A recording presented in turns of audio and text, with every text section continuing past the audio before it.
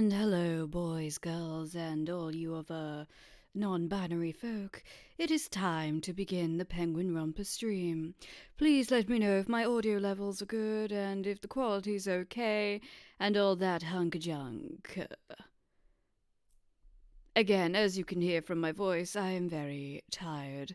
I didn't have a nap today. Instead, I had very broken sleep because my neck decided to be like, hey, I'm not gonna function anymore, so that's my life today. Alright, just let me know if we're all good, guys, and then we can be good to go.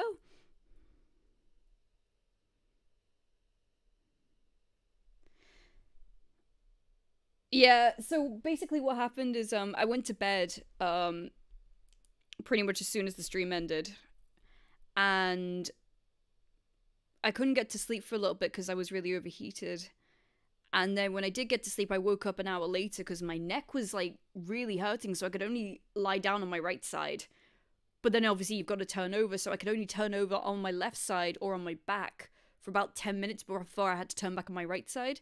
So I'd kind of just like sort of go to sleep and wake up every hour. But I do remember having a dream where I went to visit my dad's side of the family and I saw my auntie there. And I followed her upstairs and I'm like, oh, how are you, Auntie Charlotte? And she had like really big bags under her eyes and she's like, I'm fine. And that was it. That was the dream. Oh, and of course, the moment I'm sat down and comfortable, we start the stream, the cat wants to be let in. I must go and rescue her! We must rescue the kitty. Ugh. I'll be right back. Coming, Crystal!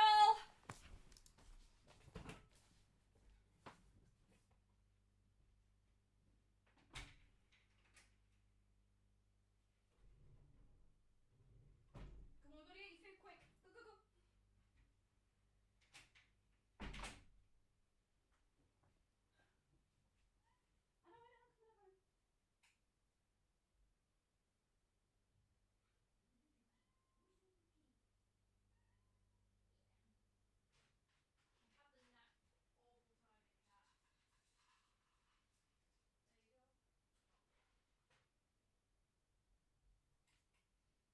Alright, I'm coming back!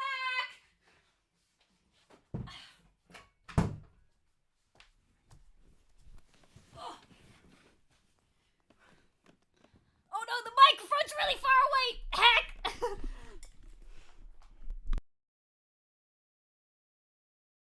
Still,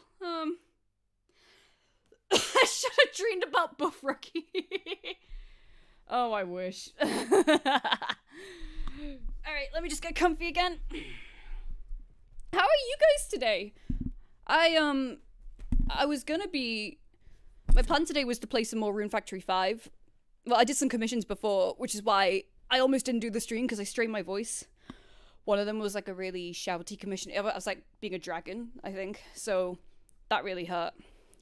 And then I was gonna chill out with some Rune Factory 5. And then I looked up something, because I'm flying out to America next month. I looked up something, and it turned into a 3-hour spiral of realizing, oh, there's actually a lot of things I need to do before I go. So I've got to get my test the day before I fly out. Which is dumb because it turns out because I've had COVID, I can get a COVID test. Basically what I need to do is I have to get the COVID test the day before I go. And I have to film myself getting it done to prove that, you know, it's real. Or, and that costs like £30. Or I can pay £70 to say, hi, here's a certificate to say that I had COVID. So what's the point? Like, it's cheaper just to get the test. So yeah, that's the plan. Sorry, I'm trying to adjust. There's too many blankets I need to wear.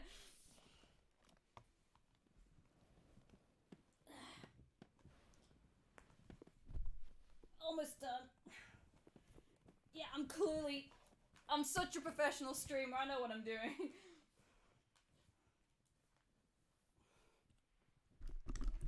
But yeah, that's my life. I think I've got it sorted, so all I need to do is take the test the day before I go, which I'm going on the 12th. I'm hoping... I really want to get this, I really want to get through all the videos before I go, because otherwise I'm going to be sat in America for a week thinking what to do, what's going to happen. But yeah, it looks like everything's okay. I mean, I hope everything's okay, because Jesus Christ, it's been a day.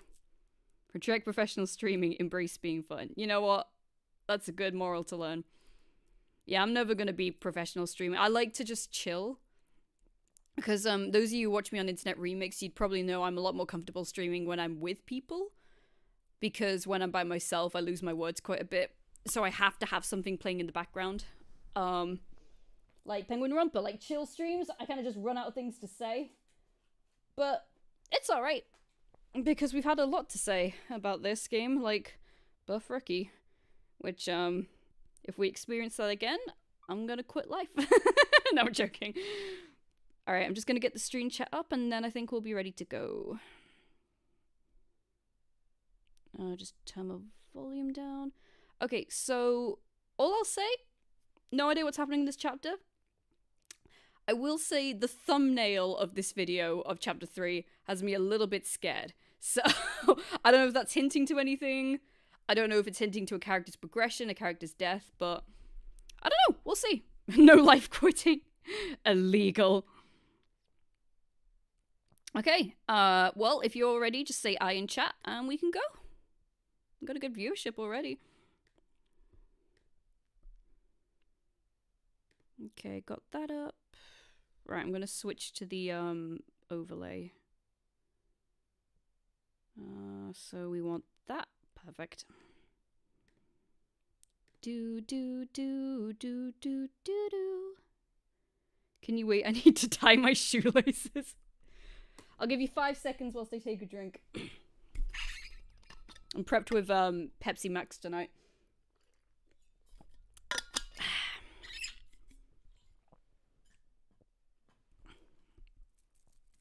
Alright, shoelace tying time is over. It is time to begin. I should turn the volume down, otherwise we're all gonna be deaf.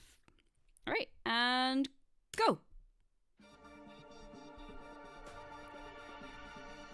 Ah, our beautiful star.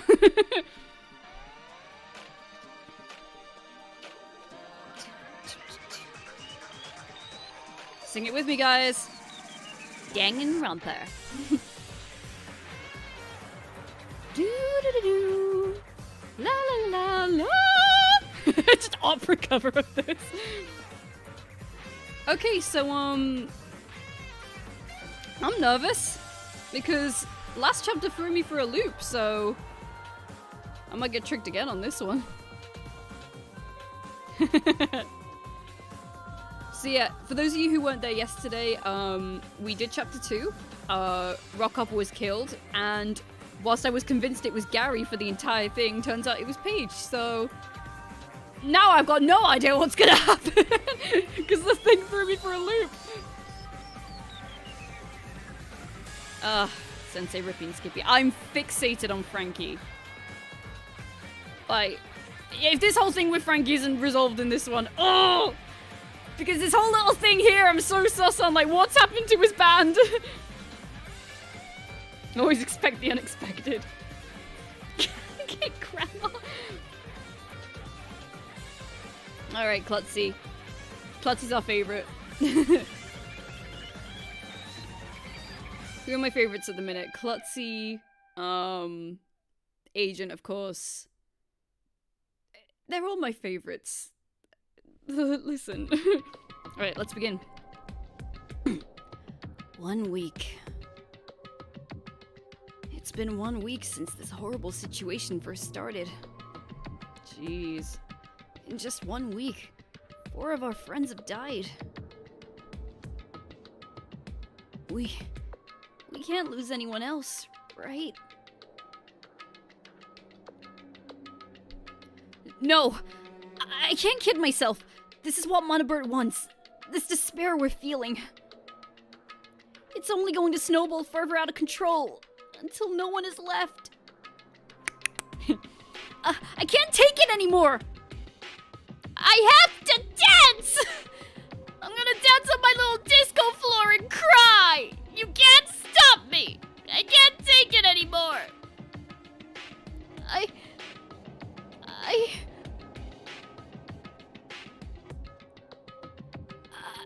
I think I better get some more coffee. What a mood. Oh, Agent. Morning, Agent. Hey, Rookie. Everyone. Looks like we're all here now. Well, except for her. I looked around the coffee shop to see who was missing, but she soon came through the door anyway. Oh, she's not happy. I stand corrected. Good morning, Dot. I just came here to get coffee and leave. Dot, wait. Special birthday boy. What do you want? Oh, God. I just want you to know that we're all feeling just as hurt and scared by all this as you are. Oh, sure. I bet those two are feeling real hurt after their plan for murder was foiled. Oh, dear. Well, wait! What, you talking about us? Well, obviously. You guys didn't forget they were planning to kill someone, right? Are you just gonna let them get away with that? That is true. We just wanted to protect you guys. I know it was a dumb plan, but we had good intentions, I swear! Yeah, right. I know you guys are hiding something. Heck, I wouldn't be surprised if one of you turned out to be the traitor! Who's the traitor? Hey, let's not regress back to that traitor stuff, okay? Remember what happened the last time we were paranoid about it. We can't let that happen again. Sam's right, Dot. I know Cadence and Frankie are being kinda suspicious, but you can't just accuse them of being the traitor. Oh, it's not just them. I don't trust a single one of you! Dot! How can you say that? After PH's betrayal last night, any one of you could stab me in the back, whether we're acquaintances, co-workers, or friends. I can't afford to trust anyone anymore. But you said you wanted to end the killing game, right? You can't do that on your own. We need to work together if we want to do that. I don't need anyone's help. I'll work day and night to find Monobert's weakness, and I'll end this game myself. Now hold on just a minute, Missy. How do we know we're not using this as a cover to kill someone else? You're acting pretty suspicious too, you know? Oh dear. Oh, I won't kill any of you. That would just make me a hypocrite, wouldn't it? Just don't get in my way. If you've got nothing to hide, you've got nothing to fear. I simply can't risk anyone in the benefit of the doubt for the time being, or giving anyone the benefit of the doubt. I believe I've made myself clear. She's more like Kyoko, like the backturn thing. Dot left the coffee shop before he could say anything to try to change her mind, but someone else ended immediately after. Geez, someone's in a foul mood. Get it, foul? Cut to the chase, Verbal. Why are you here? I came to tell you that since you've made it past 2 trials, some more new places have been unlocked around the island. I'll leave it to you to figure out what these places are. Toodaloo! Toodaloo! Well, I suppose that determines what we'll be doing for the rest of the day. Shall we split into groups and... Come on, Frankie. Let's go. Cadence and Frankie left. Oh, heck. My Monopert voice is hysterical. Listen, I'm just picturing, like, rough, dumb, evil scientist grandpa kind of type. Well, that leaves 8 of us. I've got no doubts they'll be checking the nightclub, so... Who wants to come with me and Amy to check the stage? I guess I'll go with you guys. I'll go with you too, JPG. And that leaves me, Gary, Agent, and Klutzy. Where do you suppose we should head? Doodaloo! I'd like to check the sports shop. The sooner we can get into HQ, the better. Sorry, Agent, but I checked the sports shop right away last night after the trial. I also checked the ski lodge since I was there, and both of them were still locked. I see. But isn't it possible that Monobert didn't unlock everything until this morning? You could be right. It certainly wouldn't hurt to check again after all. But still, I'd rather check someplace else first. Okay. If you say so, how about we check the mine then? Hey, that's not a bad idea. Let's go. Yay! Klutzy! Did he have a scratch on him? Yeah, I saw that right. He's got a scratch of some kind. Yeah, right there. You've got a scratch on you, buddy. Does it hurt? He doesn't seem too bothered by it. What did Moderator do to you? He's probably fine. Crabs native to Club Penguin have very sturdy bodies. Still, I'd like to know what caused it. Sorry, buddy. I'll try not to worry about it too much. Let's just head over to the mine. Come with me, Crab Son.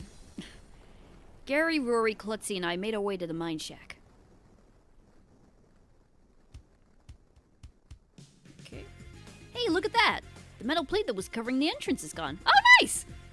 Well then, what are we waiting for? Let's head inside. Oh, this isn't gonna be good, is it? We all went inside the mine shack and headed deep underground. Okay. Ah, here we are.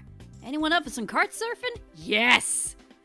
Pass. Kart surfing and I don't exactly have good history together. I know, I was just kidding. Let's keep looking around. We kept going deeper into the cave mine. Well, looky here. There are jackhammers around. They're usually always in this room along with hard hats though, right? Of course! But since there weren't any in the tool shed, I had wondered if Monibird had confiscated all of them. I suppose it's nice that they're around, but is a jackhammer even going to do as much good at this point? I'm not really sure, pal. I'm just happy to see him again. Huh? Did you find something, Klutzy? Klutzy led us over to the computer in the cave mine. Time to grind some coins. I've always wondered why there was a computer down here. It's not like it's plugged in or anything. That computer runs on battery power, so there's not a whole lot it can do. It mainly just uses its digital seismograph as source to detect potential underground dangers. Okay. And since no one's been down here for a while, it looks like it's out of juice. I'll take it back to my igloo and charge it up overnight. Oh, can we not start this again? Would a seismograph really be useful to us, though? Probably not, but it can also send messages to other computers around the island in case of emergency. Are there any computers? So maybe we'll find a clue in the messages that were last sent and received on this computer. I see. Maybe it'll have something to do with what happened to the other penguins. We continued our search underground and entered the hidden lake. I missed the hidden lake. Oh, look at that. This place looks pretty noble. Hey, wait a minute. That ladder leads to the forest, right? But I don't remember seeing the passageway there before. Oh yeah, you're right. There's usually a boulder that hides the entrance, but it definitely wasn't there when we searched the island before. Yeehaw! We climbed the ladder up to the surface. Gadzooks! The boulder's here now! I can't believe we didn't notice it was gone! To be fair, it's only been around for a couple months. We were probably just used to it not being there. We went back down the ladder. I'm getting a bit some myself now. Alright, there's 2 more rooms to search down here. The underground pool and the boiler room. Lead the way, Agent! We traversed back through the caves and then eventually made it to the underground pool, where someone had drowned. Ah, there you guys are. Eh? I thought you guys were checking out the stage. That was the plan. Unfortunately, it's still locked. So we went to the town instead. That's where we found the key lying on the ground. Okay, what does this key say? I still have the TikTok code up. It is...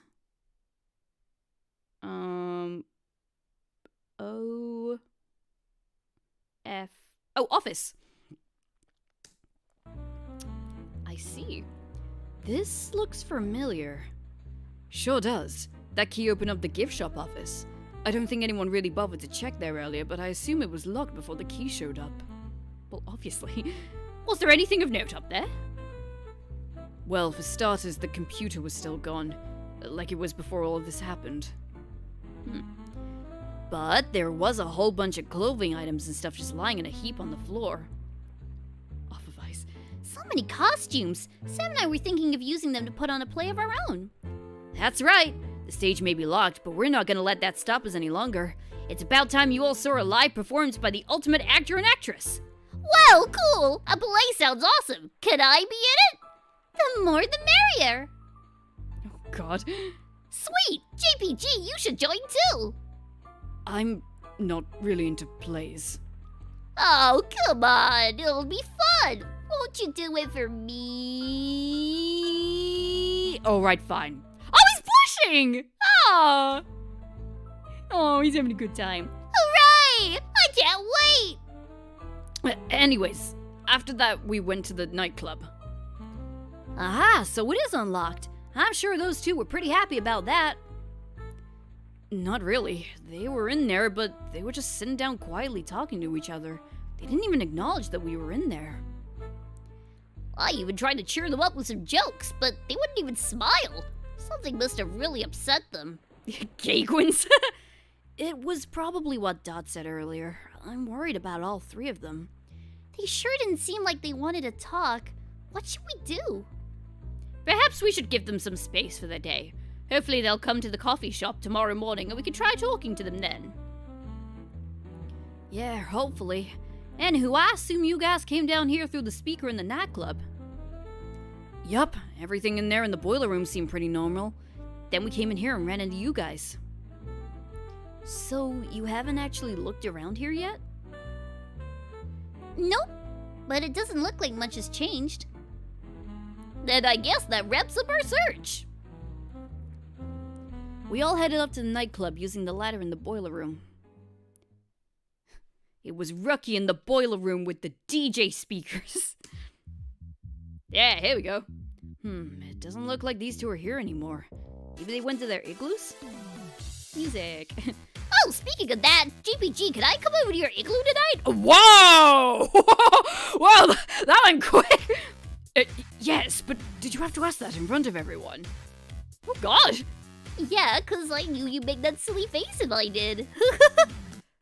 Oh! Okay, I'm kind of digging this. Rookie and JPG left the nightclub together. Those two are getting close. It's really cute, actually. It's getting late. I suppose the rest of us should get going as well. That was a little bit of gay, homosexual gay, wasn't it? We went outside and started to head back to our igloos when I suddenly remembered something. Gay little sleepover. Ah. Okay, actually, fun little thing. My coworker Daisy went to Scotland the other week for a holiday, and when she was there, she went to, I think it was the Edinburgh Zoo, because there are gay penguins there. I believe there are 3 pairs of gay penguins, and speaking about that made my day. The EPF Gagents. The little drop of the gay in the penguin romper today. That rhymes. Oh, gee, wait a sec. Something the matter, Agent? Well, no. I just wanted to check the sports shop again. All right. Right. I'd almost forgot. No, as in, like, apparently they're, like, really close to each other in the sense of, like, romantic gay penguins. She and I walked over to the ski village to see if the sports shop had been unlocked. Just like last night, I'm afraid it's still locked. Same goes for the ski lodge. Can't you just, like, break the glass? Has no one thought to do that? Ugh, I just want to get into HQ. I get how you feel, Agent. Along with HQ, I miss my office in the sports shop, too. Do you think you could whip up a teleporter or something so we can get in? I wish gay people were real! Well, I'd love to surprise you, Snow Skitter. I am of the bisexual variety, so there we go. The nightclub is so loud that they can hear it from the ski village. If I could make a teleporter, I would have gotten us out of this mess way earlier. I've got some spare gadgets in my igloo, but most of the good stuff is in the gadget room. There's gotta be some way to get in. Smash the glass! I picked up a nearby log. We're on the same wavelength. What are you doing with that log? I'm tired of letting monoberts restrict where we can go. We're busting into HQ right now! I wouldn't do that if I were you. Huh? You heard me, Birdbrain. Put that log down right now. You're not going anywhere. Huh, why should I? Breaking into locked areas is strictly prohibited. If I catch you doing that again, I won't hesitate to execute you. What the? You never established that rule. Huh? I didn't. Whoops. I blame Klutzy. You leave Klutzy out of this. And hey, what's up with that scratch on his face? Have you been hurting him? I have no idea what you're talking about. But seriously, don't go breaking into locked rooms. Monobird disappeared. There he goes again. I don't understand. How can he possibly have this much power over us? He was just regular old Herbert a week ago. It's puzzling for sure. I've got a few theories of my own, but I'm not sure if I should say them out loud. If he stopped you from breaking into the sports shop, it's clear he's watching and listening to everything we do and say. I think it might be best to share it with you when his guard is down. You're right. I'm sure he'd want you to keep quiet if one of your theories turns out to be correct. In any case, I should get to my igloo to charge that computer without. Good night, Agent. Night, G. But that thing back where it came from was me. I sat in the ski village pondering for a while. If only we could get into HQ. I'm also curious as to what G's theories are about Monobird, but I wonder how we'd be able to get his guard down. That's a problem for another day, I suppose. Shoot him. Time for sleep. I was waddling back. Okay, I love the word waddling. When I was younger, I think I was about 7 or 8, and I was in primary school, we were reading the 3 Billy Goats Gruff, which, in case you guys don't know, is, 3 goats want to go over a bridge, but there's a grumpy troll, and he's like, you can't cross the bridge because of this and that. I can't remember. But it ends with, like, them knocking the troll off the bridge. But then we were tasked with, like, writing our own version of it. So my friend Danielle wrote a version, it was it's like the 3 chickens gruff or whatever. And I just remember one line in it, and she wrote, one day the chickens were waddling along, and I don't know what it was, but every time she said waddling along, I could not stop laughing. I just love the word waddling. Welcome to Club Penguin, where kids can waddle around and meet their new friends. Kara just needs to make the cut 3000! Here's my latest invention, Monobert, the Glock 3000! Oh no.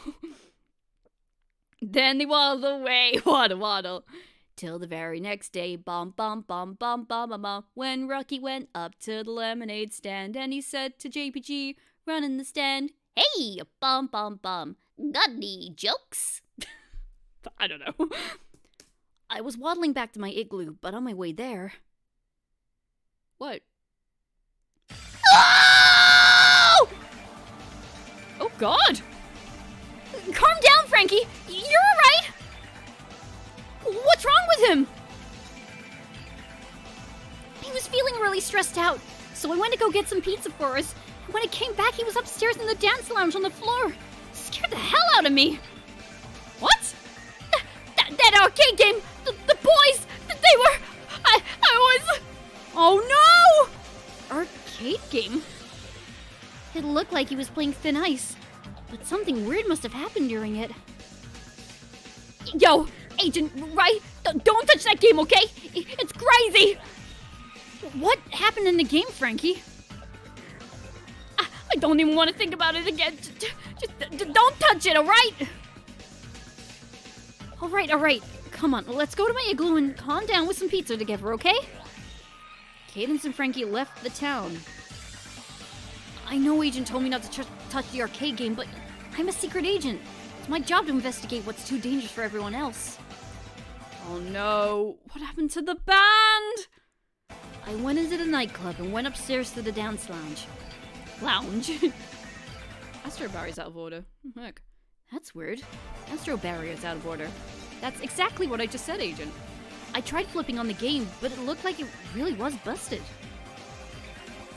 Frankie was playing Thin Ice right, so I don't need to worry about Astro Barrier anyway. Here goes nothing. I hesitantly pressed the start button for Thin Ice, and... there better not be a jump scare already. Oh no. What happened? Ah! Ah! What's happening? If you die in the game, you die for reals. Agent has been found guilty. Oh, time for the punishment. Huh? Oh. Oh! Oh, I don't like that. Oh, stop! No, no, no, no, no, no, no, no! Execution simulation failed.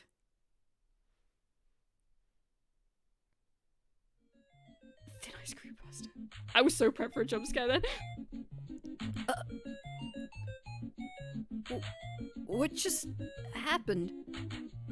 Execution simulation? Does that mean Frankie experienced one of Monobird's horrible punishments? Why did it fail for me, though?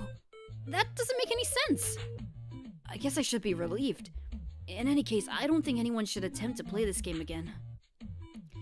I unplugged the arcade cabinet and put the out of order sign from Astro Barrier onto it. Hopefully that keeps people away from it. Oh no. I left the dance lounge and waited in my igloo for the night. If Frankie's the killer in this one, Frankie's one of my favorites. I'm gonna actually flip. Also, I love the music for Thin Ice. It's so cute. What's the plane? That arcade game's really worrying me. I'll be sure to tell everyone about it tomorrow morning. On top of that, I'm worried about Dot. Does she really not trust any one of us anymore? I had eventually exhausted myself with worrying so much, and shortly fell asleep. 5 nights at the nightclub. Do, do, do, do.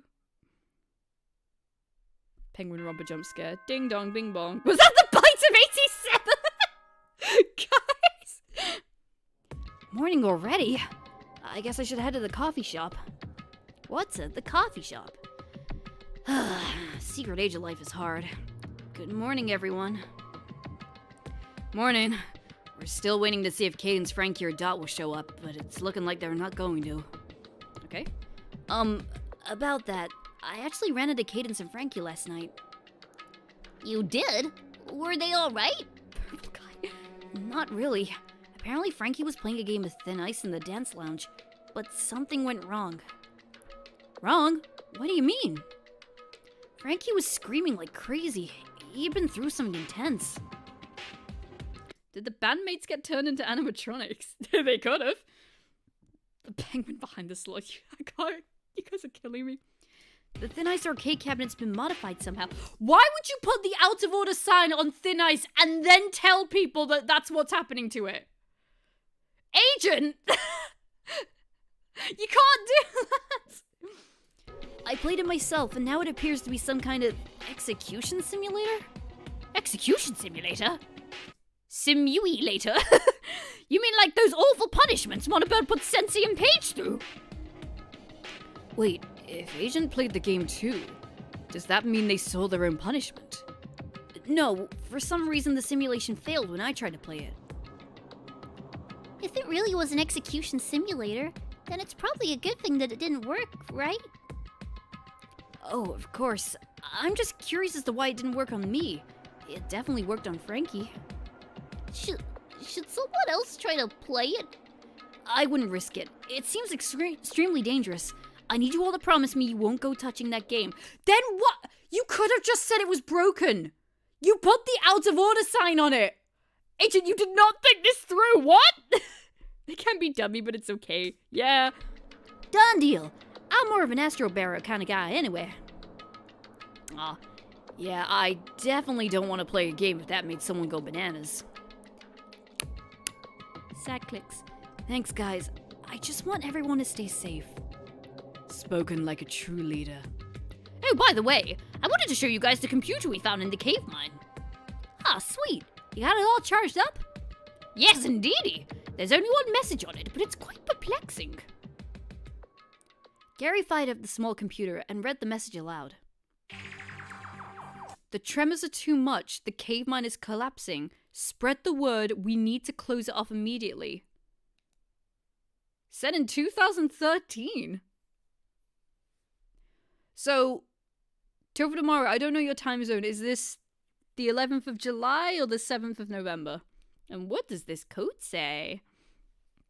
It says XANZ.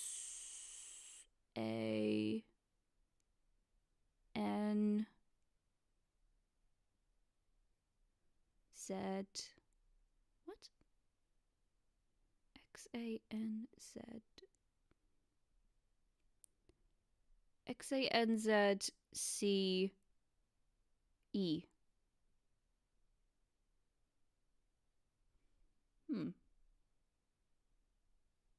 Hang on. I'm gonna type this down. Just gonna get my Discord up and type this. XANZCE. Exanska. Oh, that's confusing, that. Unless I'm translating the wrong thing. No, I'm not. That's an X. What? Oh, that's a little bit sus, isn't it? They're not a good liar. Okay, so the 7th of November. Gotcha. XANZCE. Hang on, I'm not... We're gonna figure this out.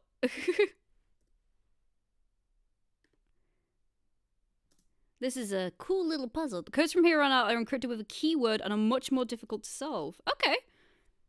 I'll write it down for now, because... Is it like a Caesar cipher, or is it something else? Okay, so what is it? It is F-E...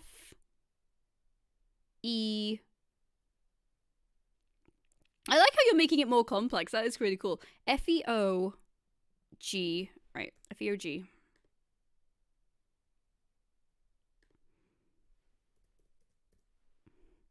Listen, I'm a super sleuth.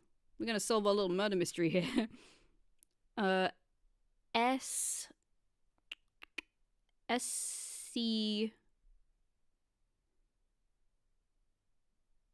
S-C-O-Q.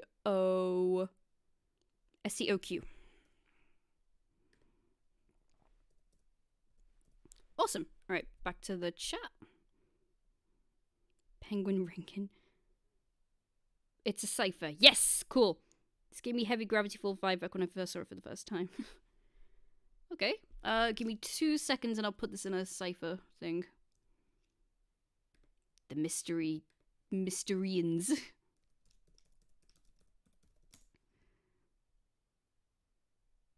Or Branrik, my dear, you're in the chat. You can figure this out as well, too. Okay, let's try this.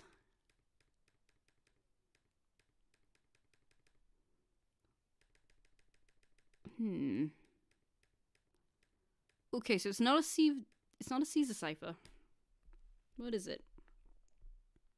It's difficult to explain through text. I would recommend not worrying about them too much for now. Listen, I got a big brain. Alright, I'll move on for now, but it clearly looks like they're panicked about something. Someone called the Riddler. Alright, so get this back up. Let's keep going. The tremors are too much. Oh, sorry. The tremors are too much. The cave mine is collapsing. Spread the word. We need to close it off immediately. The cave mine collapsing? But it was still there yesterday. Is this some kind of prank? Because it's not very funny. I think the strangest part about the message is the date it was sent. November 7th, 2013. Huh? But it's 2010. Oh no! What? So they've lost 3 years worth of memory. What happened in those 3 years? Is this message from the future or something? How is that possible?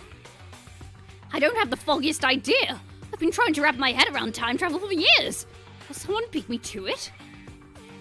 Maybe this message is from you in the future. In our weird situation, anything could be possible. I guess this is just another one of those unexplainable occurrences. Regardless, I don't think we should worry about it too much. That would kind of explain why, like, how all the penguins are situated in the new world already. Because they look quite happy. Like, I'd have expected them to be a bit more, like, freaked out about it. But I don't know.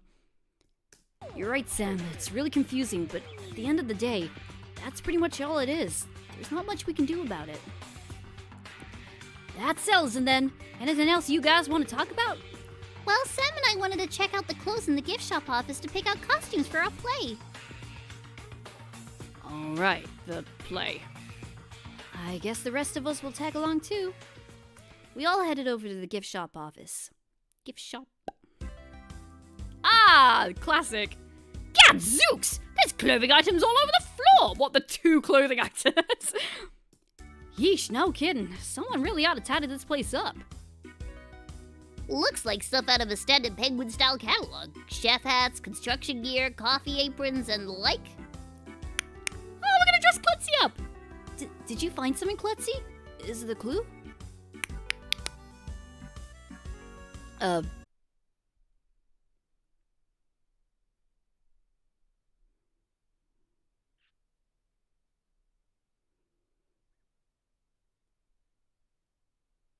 Everything okay? I'm sorry, guys. I don't know what happened there. The thing just went down to like 0 KBS, so I just had to restart it. You guys let me know when we're back. Jetpack guy supremacy. Stream's back. Wonderful. Cool. All right, let me just check the settings. I think the settings are all right. Okay. Blink. We're back. Cool. Yeah. I think I got about 40 seconds in before I realized, so I've gone back to the part. I think it was the beach ball we stopped on. Start again. Did you find something, Klutzy?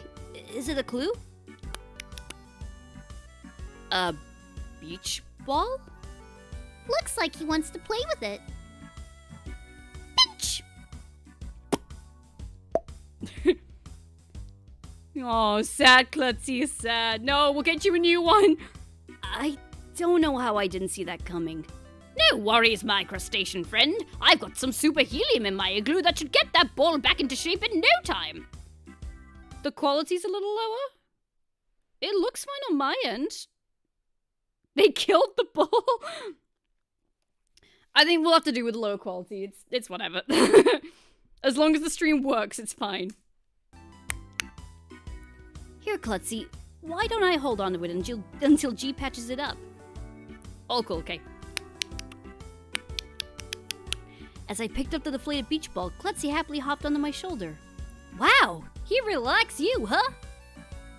I guess so. He's on his shoulder. He's his happy little crab son. I love my penguin dad. Pappy. Puppet parent. Oh, he's like your little baby agent. Sure, I guess. Anyway, you guys were looking for costumes, right? Huh? Yeah. I'm not sure what we'll need, though. Have we even decided which play we're going to perform? Yeah, someone already did. I stayed up all night writing my very own play. It's called Super Rookie Saves the Day! Poetry. Yeah, this is where I got to. OMG,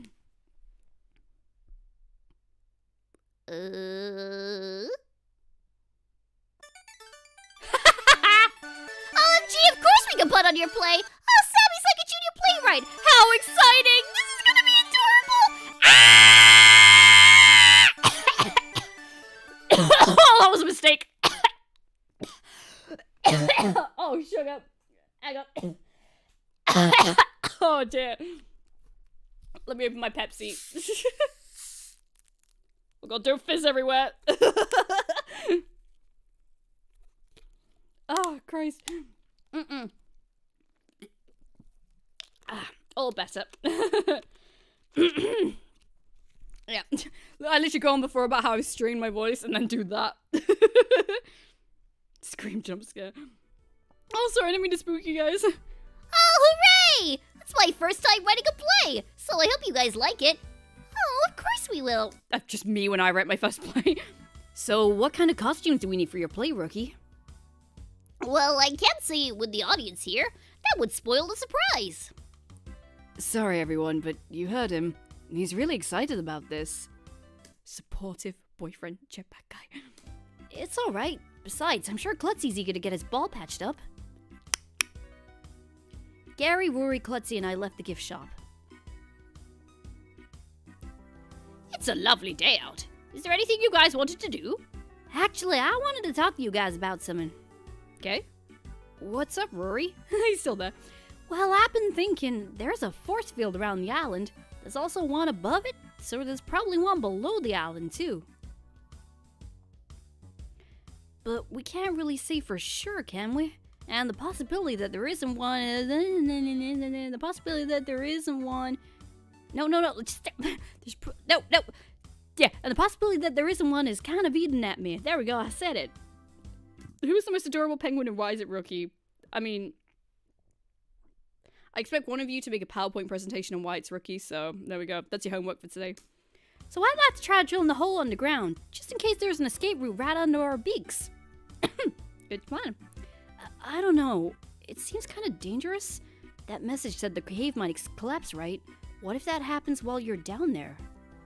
Oh, please. This stuff's my job. Oh, this kind of stuff's my job. If anything happens, I'll fade away. If anything happens, I'll be prepared for it. Okay. Indeed, I'm confident that Rory will be fine. My only concern is what would happen in the event that there actually isn't a force field beneath the island. Ugh. We'd have to swim to escape, and well, us penguins aren't exactly the greatest swimmers. The safest method of underwater travel would be with my aqua grabber, and that's at the iceberg, which we can't really reach right now. Ah, come on, old friend. You made the original aqua grabber prototype out of nowhere but spare parts, out of nothing but spare parts. You're the best darn gadget guy the island's ever seen, after all.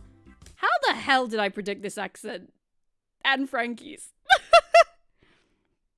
Make it. I expect it on my desk tomorrow morning. You're right. I can certainly put together a submarine of some kind. Thanks for the words of encouragement, Rory. Hey, no problem, pal. Well, I'm off to the mine. Wish me luck. Good luck, Rory. Stay safe. Best buddies. Now then, I believe we have some super helium to get for this little fella, don't we? Happy. We waddled over to Gary's igloo. I could hear him rummaging through several old parts inside. Typical G. Ah, here we are. One canister of super helium. Oh, I remember super helium now. That's adorable. If this stuff could lift our building, then surely it can inflate this ball. Here goes nothing. I attached the deflated beach ball to the canister and... Success! Thanks, G! No need to thank me. It's the least I can do. Say, while we're in the igloo village, I'd like to check on Dot. I'd like that too, Agent. The way she's acting concerns me. I went over to Dot's igloo and knocked on the door. She's not answering.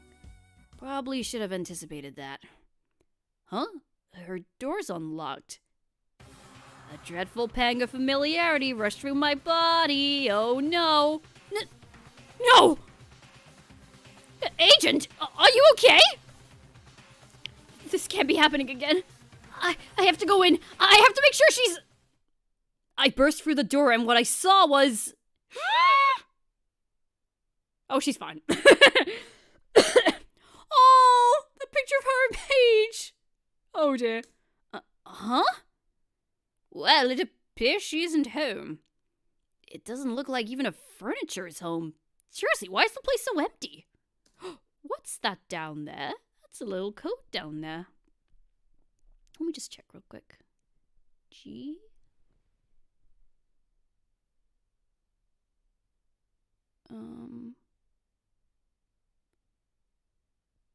What?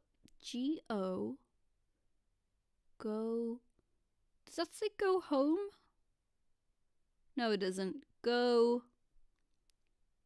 H-E. E. Go here. To the lighthouse. What are you doing here? Ah! I turned around and saw Dot enter her igloo from behind us. It was from the first DS game. Oh god, I need to find the first DS game. We've got it. I just don't know where it is. I think it's upstairs. Dot, we tried knocking, but you didn't answer, and your door was unlocked, so we were worried something might have happened. I was just out for a bit. I wasn't exactly expecting anyone to barge into my igloo while I was gone, so thanks for that breach of privacy. Our apologies, Dot. We're just really worried about you. And why is this place so empty? It feels unnatural. If you must know, most of my furniture items consisted of disguises and disguise-making tools. I guess Monobird didn't want me to have them. Oh, I see. Anyways, can we please talk? You're not just a co-worker to us, Dot. We're a family and we care about you. Oh dear. No. What? Are you seriously pulling out that card? PH was family too, and she's... Just leave me alone! I can't trust any of you anymore! But... Go! Scrap of paper from the first EPF mission. I like to think Dot held on to it. Ooh, okay. Disguise call boss. We sulked out of Dot's igloo and she slammed the door shut behind us. So who's dead? Because we're in case 3, so there might be 2.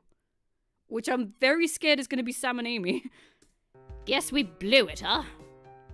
It's not your fault, G. I shouldn't have barged into her igloo like that. Hey, don't be so hard on yourself, Agent. But I should be. As director, I need to take responsibility, right? Being director isn't about being there for your team and doing what's best for them. Oh, is about being... Sorry. I don't know what... I've been drinking the juice tonight. Being director is about being there for your team and doing what's best for them. You haven't failed in that regard at all. Sorry, I just... I feel like I'm doing something wrong. You're stressed, that's all. Why don't we take a little walk together? It always helps me to clear my mind. This is some very sad DS... Was this the original DS music, or is this a composition? Also, Mother's Home, so give me a second. Hey! I'm streaming right now. Thank you. I took a walk with Gary to the cove. Walk with Dad. Thanks, G. That was nice. Anytime. Sorry, Klutzy. You probably want to play with your ball, don't you? I set the beach ball down in the snow. Yeah. Wait, don't grab it with your claws again. Why don't you try pinching your claws shut? Yeah, like that. And now try scooping the ball up with both of your claws still pinched shut. You can do it, buddy. Ah! He did it! Proud of my son. Proud of my son. This is the best part in the entire series. You're right. Yeah, good job, Klutzy. Klutzy started happily bouncing his ball around the cove. Anyways, what do you think we should do about Dot? I'm not sure. It doesn't seem like she's willing to talk to us. I understand why she's upset, but I wish I knew why she was handling this so much differently than the rest of us. As one of our earliest recruits, Dot's always been passionate about the EPF. I have a feeling that since she's a fellow agent, someone whose duty is to protect has killed someone. It's tearing her apart inside, and for that, I can't entirely blame her. Also, apparently I've got no eyes. That's just the thing now. It doesn't get better than that. Oh dear. I don't know. PH wasn't in her true state of mind when she did what she did. I guess I'm willing to somewhat forgive her for that reason. I feel the same way. I'm sure Dot does too, but that likely only makes her feel more conflicted. Dot's tough, Agent. She'll get through this. We all will. Yeah, I hope so. Try not to worry so much, alright? Especially about director duties and whatnot. When we get out of here, I'll be there to help you lead the APF every step of the way. Thank you, Gary. That's really nice of you. Thanks, G. You know, what you said about us being like a family, it's true. Well, of course it is! Antarctic was pretty uptight about keeping her identity a secret, so it was up to me to train all you new recruits. Good Dad Penguin. You've all grown into such fine young penguins. Almost makes me feel like a proud father in a way. Wait, no, that makes me feel old. Oh, Gary! Gary's my favorite now. Sod it, he's my favorite. Klutzy rolled his ball over to me. Don't watch it if you want Alexander to keep his happy ending. Oh no! Looks like you're somewhat of a parent yourself. I'll leave you two to play for a while. Take care, Agent. Night, G. Oh my god! Yes! Klutzy and I played with the beach ball together for a while until he booped away. This is what I mean with the character building. That's so good. Attention, everyone. It is now nighttime. Night, Klutzy. Klutzy was teleported away shortly after Modabird's nighttime announcement. Guess I should get some sleep too. I'll hold on to this ball for Klutzy. I headed to my igloo for the night. Time to sleep. Playing with Klutzy sure tired me out, and I was able to get some much-needed rest. Catch it, Dad, catch it, Dad, catch it, Dad. Yes!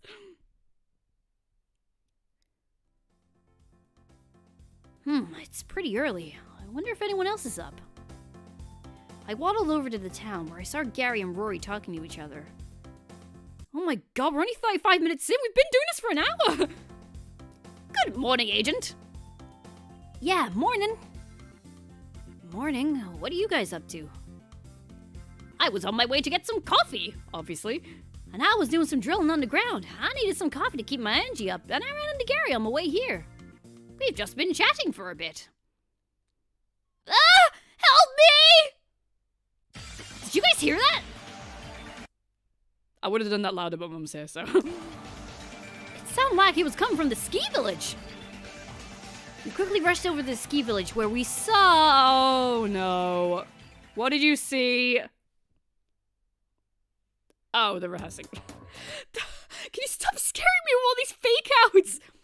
Come on, jetpack guy. You've got to pull some more oomph into that cry for help. You don't sound scared at all. Look, I'm doing my best here. Oh, I see. You guys are just rehearsing for your play. I thought someone was in trouble for real. Klutzy had to return to his home planet. Someone might be if he doesn't give us more convincing scream. I'm not an actor, alright? I thought my scream was perfectly fine. Got him. You're doing your best, JPG. That's what matters. Hey, is everything okay? We thought we heard what sounded like a little girl screaming for help. No need to worry. They're just putting on a play. Ah, alright. Well, in that case, I guess we can head back to... My, oh my, you're all up early. I haven't even made the morning announcement yet. Speaking of which... Attention everyone not at the ski village, please report here immediately. Ooh, new motive? I'm talking to you, disguise gal. Get your sorry hide over here right now. After a minute, Dot showed up. Oh god. I'm here. Look alive, sleepyhead. I've come to make an announcement. Agent is a bitch-ass No, I'm joking, sorry. Hang on. Klutzy's not here yet. No, but he will be in 3, 2, 1. As if on cue, Klutzy appeared in front of the sports shop. Whoa, nice timing. Don't be too impressed, Bandit Geek. Klutzy is teleported to this exact spot every day after my morning announcement. Here, Klutzy. I held onto your ball for you. I gave Klutzy his ball, and he happily rolled it around in the snow. Good little boy. Ugh, his happiness from that stupid toy irks me. I'm angry. But whatever, I'm too pumped up from thinking about the next motive to care about that. Not another one. Also, I just really like this music. I don't know where it's from, I really like it. Yeah, we already decided that's not gonna kill anyone anymore. And that kind of attitude is why these motives exist, you fool. The motive this time around is somewhat complicated, so allow me to explain. If you kill 2 people without getting caught, there it is, then we won't hold a dimensional trial at all, and you'll be warped to the new world right away. Now let me elaborate on these rules. If someone stumbles across your first victim before you've killed your second, all bets are off and the trial is still in play. Even if you kill the one who sees your victim, it still counts as being caught. Feel free to kill them anyway, though. What in the world? It sounds like he's just trying to get rid of us as quickly as possible. And? What would happen after that? You said your teleporter to the new world was single use, right? So if you use it on someone without a trial, what happens to the rest of us? The killing game would have no reason to continue. Oh, it's from Herbert's Revenge. Okay. I will remember that when I eventually play Herbert's Revenge. Because I need to find the charger for my DS. I don't know where I've put it. Quit being so smart, would you? I didn't think that far ahead. You pesky penguins have been taking too long to kill each other, so I've had some extra time on my hands. And in that time, I was able to create a second override, so the killing game will still be able to continue even after this motive is used up. Oh no. Are you lying to us? There's only one way to find out, isn't there? Happy killing! Moderator left the ski village. Well, that could have gone worse. At least it's not a literal ticking time bomb like last time. Good point. I still feel stressed out about it, though. Well, then I've got the perfect idea. Why don't we perform our play right now? That ought to keep everyone's minds off of that dumb motive. Are you sure Jetpack Guy doesn't need some more time to go over his lines? I think JPG's doing an awesome job. Besides, everyone's gathered here already. It's the perfect time. If you say so, let's put on our costumes then. Might as well stick around for this, don't you think, Frankie? Huh? Oh, yeah, I guess. Frankie? Don't be thinking about killing anyone. I don't want to hate you. You're one of my favorites at the minute. Dot, will you please stay and watch the play? Rocky worked really hard on it. I've got things to do. You don't. Did I say something wrong? What's the matter, Klutzy? Oh, you're probably telling me I shouldn't keep blaming myself, right? This is one of your favorite parts? Ooh, heck. Ah, well, you're right. Let's just sit down and enjoy the play, okay? Oh, this should be good. Ah, he sat in his ball. He's drinking coffee. We all sat down and watched for the play to begin. Oh. Ah, what a lovely day here on Club Penguin. Why, it's so lovely, in fact, that I, newsman Sam, ought to write an article about it. Ah, help me. Oh, my stars! It looks like Jet Prince Guy is stuck in a tree. I'd help him get down myself, but alas, my flipper is full with his notepad, and my other flipper is busy holding my face in utter shock at the horror of the scene. Oh, rookie. Worry not.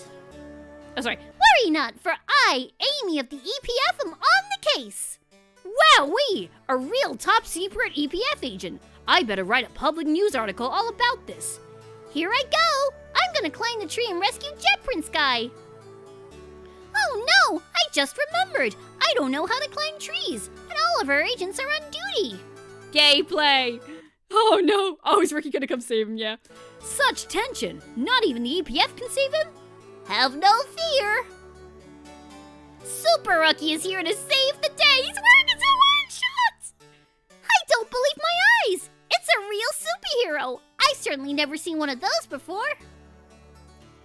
Incredible. Surely he'll be able to save poor Jet Prince Guy. Of course I will. After all, I can fly. Ah! Oh, thank goodness. I've been saved. No need to thank me. Now let's carry you down to safety. Hooray! Super Rookie has saved me from that dastardly tree. He's so strong, awesome, and handsome.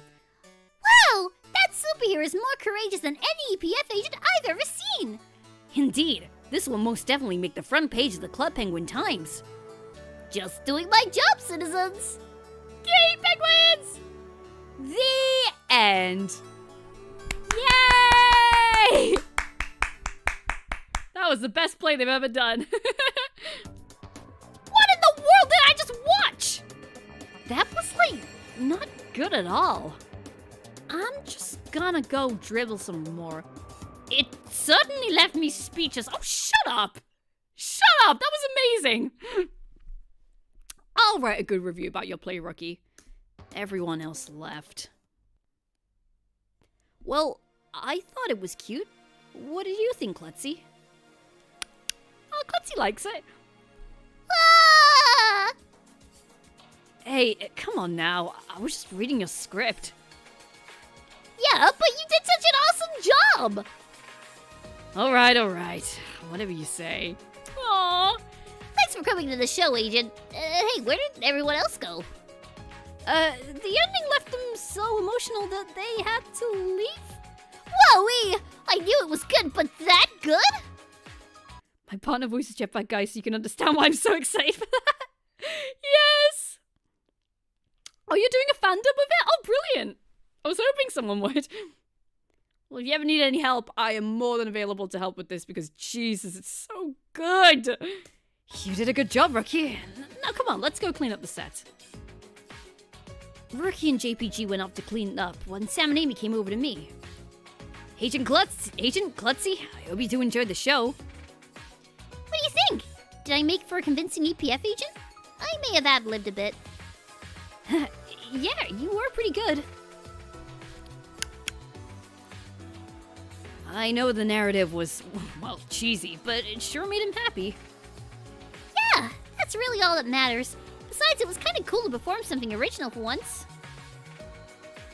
Oh, you're the voice of Paige. Oh, sweet. I appreciate you two doing it. Seeing my friends happy makes me happy. Ah, don't mention it. Now, if you'll excuse us, we've got a set to strike. Do you guys need any help? It's no hassle, really. We'll have it done in no time. If you insist. Good luck then. Take care. Klutzy and I left the ski village. Klutzy with a tie. Aw, yeah. Agent Klutzy, my favorite agent. Well, Klutzy, looks like it's just you and me. Anything you want to do? ECF, Elite Crab Force.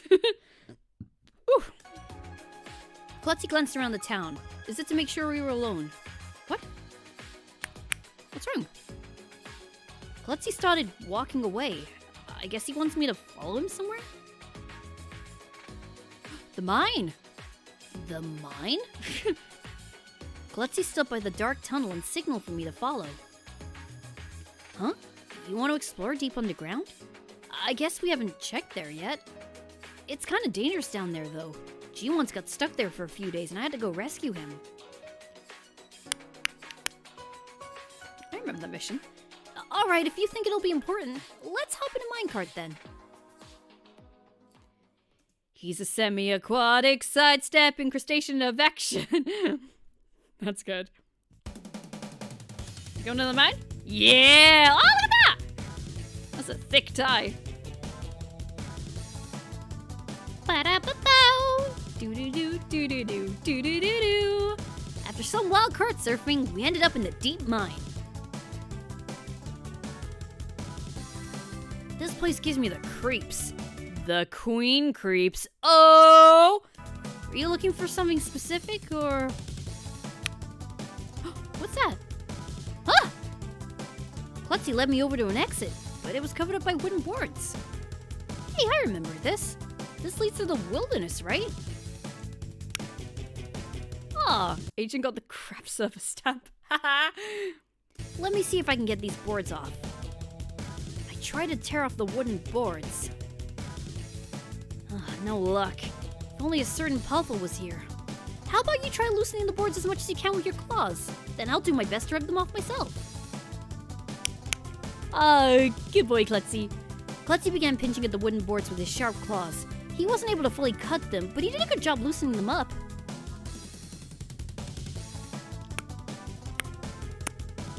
Thanks, Klutzy.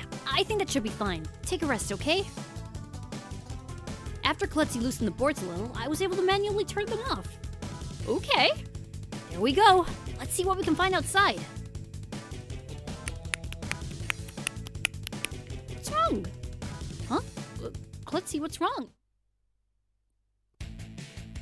Oh, that's what's wrong. No, don't hit me, please. What's gonna work? Teamwork. Oh no! That wasn't very good teamwork. That's no good. We're dead. Oh, I love this music. Hey! It's the dream again. Huh? Why am I dreaming about this again? Where am I? Vibe check! Please, calm down. No! Who's there? Tell me who you are! Can you tell us who you are first? Huh? No, As expected. What do you mean, as expected? You are the... Not the traitor? Hi, Dot. From the Crayola box? Oh, it's you. Dot, what are you doing down here? No, the door! I could ask you the same thing. Oh, well, Klutzy and I were... You don't actually have to answer. You're investigating, right? I was too. You were? Did you find anything? Maybe. Did have a bit of Deltarune vibes. Well, Undertale. Yeah. Maybe. Even if I did, it's not like I'd tell you about it. Dot, do you really not trust me anymore? I made myself clear earlier. I can't take any risks. Fine, but at least let me tell you what I found. Or rather, what found me. If you insist. When we first got here, there was a bunch of wooden boards blocking the exit over there. We were able to break them loose, but before we could, I was struck from behind and knocked unconscious. You were attacked? So you were attacked, it seems. That's peculiar. Yeah, I didn't see who or what it was, though. Well, good, because my YouTube career kicked off because of Undertale. Like, I used to do creepypastas, and then I did dubs, and the dubs were what kicked it off, so... It's like, I'm kind of a bit more distanced from Undertale and Deltarune now, but it's got that little special place in my heart. Just right there. You will be right there. It's good. But now that I'm awake, it looks like whoever hit me broke our minecart, covered the exit with metal plate, and tried to trap us in here by putting a boulder in front of where we came in from. Well, that's not good. I see. So that's what all that racket was. If it weren't for you and your jackhammer, I'm not sure if we would have been able to get out of here. Thank you. Don't thank me. Anyways, my minecart's still intact, so come on, let's get going. Huh? But I thought you didn't trust me. I still don't want anyone else to die or get hurt. I'm not just gonna leave you down here with a broken minecart. Dot. Just shut up and get in the cart. Oh no, they're all uncomfy. Dot cares them. After a very silent minecart ride, we eventually made it back to the mine, where we run someone over. Thanks for the lift. It was nothing. Good night. Stop being so edgy! Dot left the mine. Well, I guess that could have gotten worse. Still, I'd like to know who whacked me in the back of the head. I wish you could just tell me who it was. Don't make Klutzy sad, Agent. Sorry, buddy. I know you wish you could tell me too. I scooped up Klutzy and put him on my shoulder. I wonder if Rory's still drilling down here. I waddled into the cave mine. Hey guys, I was just finishing up for the night. Hey, Rory, how's the drilling going? Well, gee, it sure has taken me a while to make much progress. I don't remember the dirt down here being so tough. That's alright. I appreciate you giving it a shot.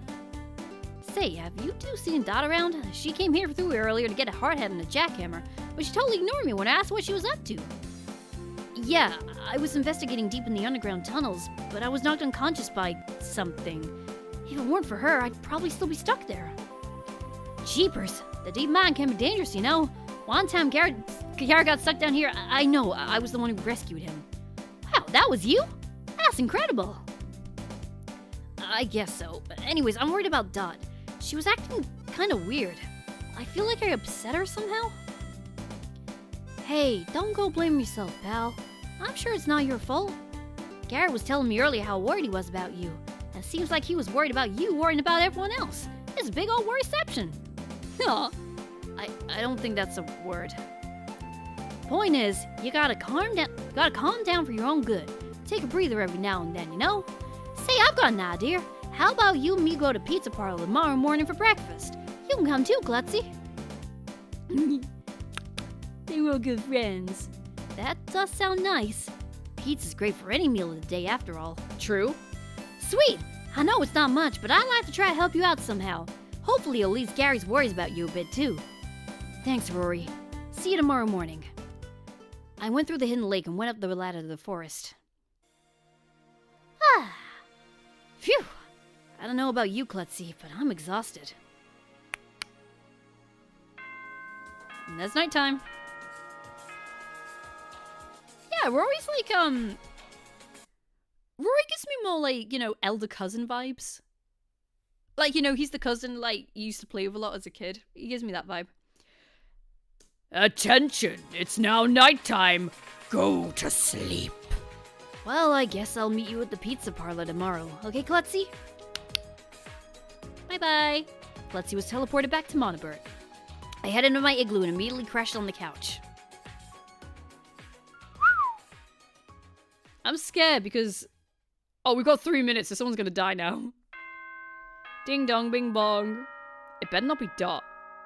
Come on, we've got good character progression here. Let's go. It's morning. I'm supposed to meet Rory and Klutzy for pizza. Pizza. I waddled over to the Pizza Parlor. Da da da da da da da da. Oh, they're not here yet.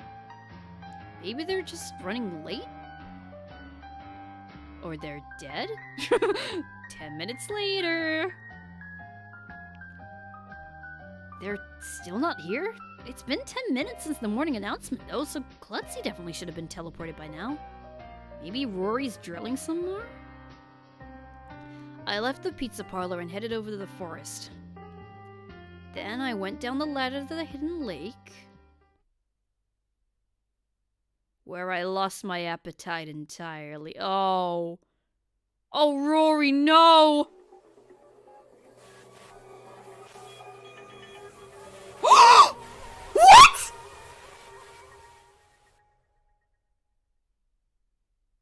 No!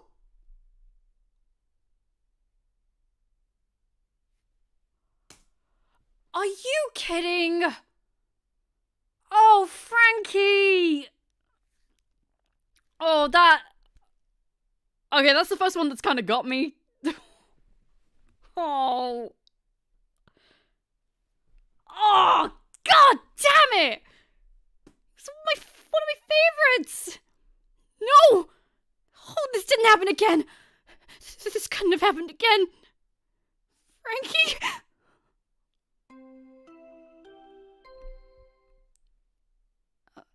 A body has been discovered. Everyone please report to the hidden lake. How? How could this have... What? Huh?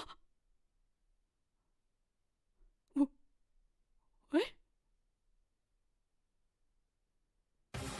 What's this? Another body's been discovered. Change your plans, everyone. Make your way over to the boiler room. Another one? This is a nightmare. It has to be. I dashed over to the boiler room as fast as I could. I think I know who it is. Klutzy! There you are! Quick, we gotta hurry to the boiler room! Someone's...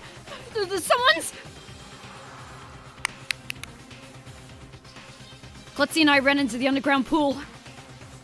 I swung over the door to the boiler room where we saw... Who is it? Oh, I knew it! I knew it! Oh, mother F. I called it. Oh, I called it! Okay, so I kind of guessed from the thumbnail that Cadence was gonna go, oh, Frankie's got me! I was full and expecting that to be Rory! Bloody hell. I need a drink. I can do some alcohol right now, because... Oh. Oh. I just spilled it in my hair! Okay, that's the first one that's actually made me really sad. Like, the other ones obviously made me sad or shocked me, but, like, that one really got me.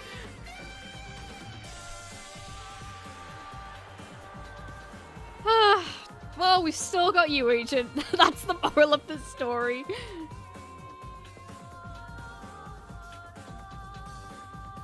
Oh, dear.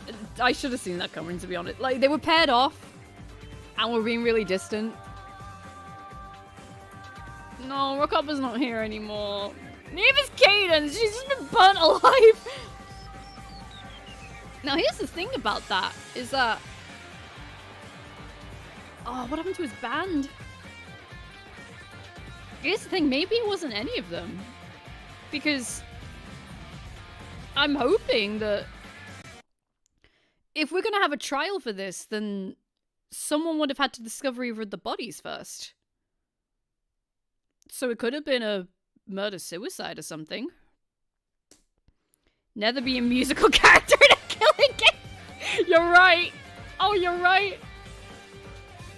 You'll all die. Yep. Yeah, I was kind of either expecting... I thought it would be Cadence. But before I saw the thumbnail, I thought it was going to be Shadow Guy and Gamma Girl.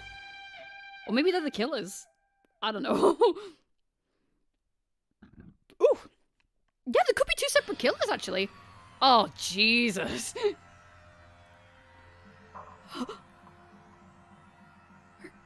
Are you kidding me? Frankie and Cadence? What on earth? This is out of hand! Rory! Quick! Help me turn off the boiler! Yeah, on it.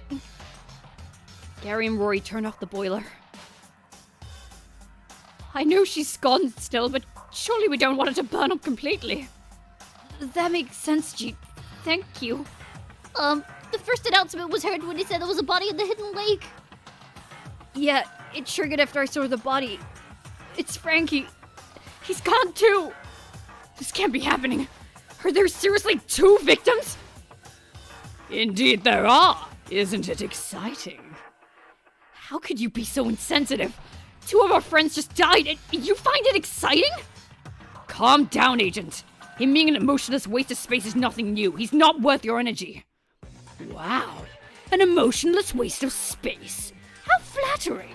Anyway, I was gonna wait until that loser showed up to give you the Monobird file, but something else happened. La la la la. I was gonna show up, la la la la, but I'm getting impatient. Gotta dip out to speed run and eat my dinner. I'll be back in a bit. Alright, see you in a sec. Hopefully we'll get to the trial when you get back. I looked around the boiler room. Hey, where's Dot? Who cares? Just take these. The victim is Frankie. The body was discovered in the hidden lake. This time of death is unknown. The cause of death is unknown. The victim is Cadence. The body was discovered in the boiler room. The time of death is unknown, and the cause of death is unknown. Oh, it's getting harder. These are useless. What's the point of giving these to us if they don't have any useful information? Well, it's pretty much tradition at this point. There has to be a Monobird file for each murder. Even if I can see that your logic is just plain silly. No kidding. This stupid bear is such a tool. You just call him a tool. Dinner speedrun at 8%, yeah.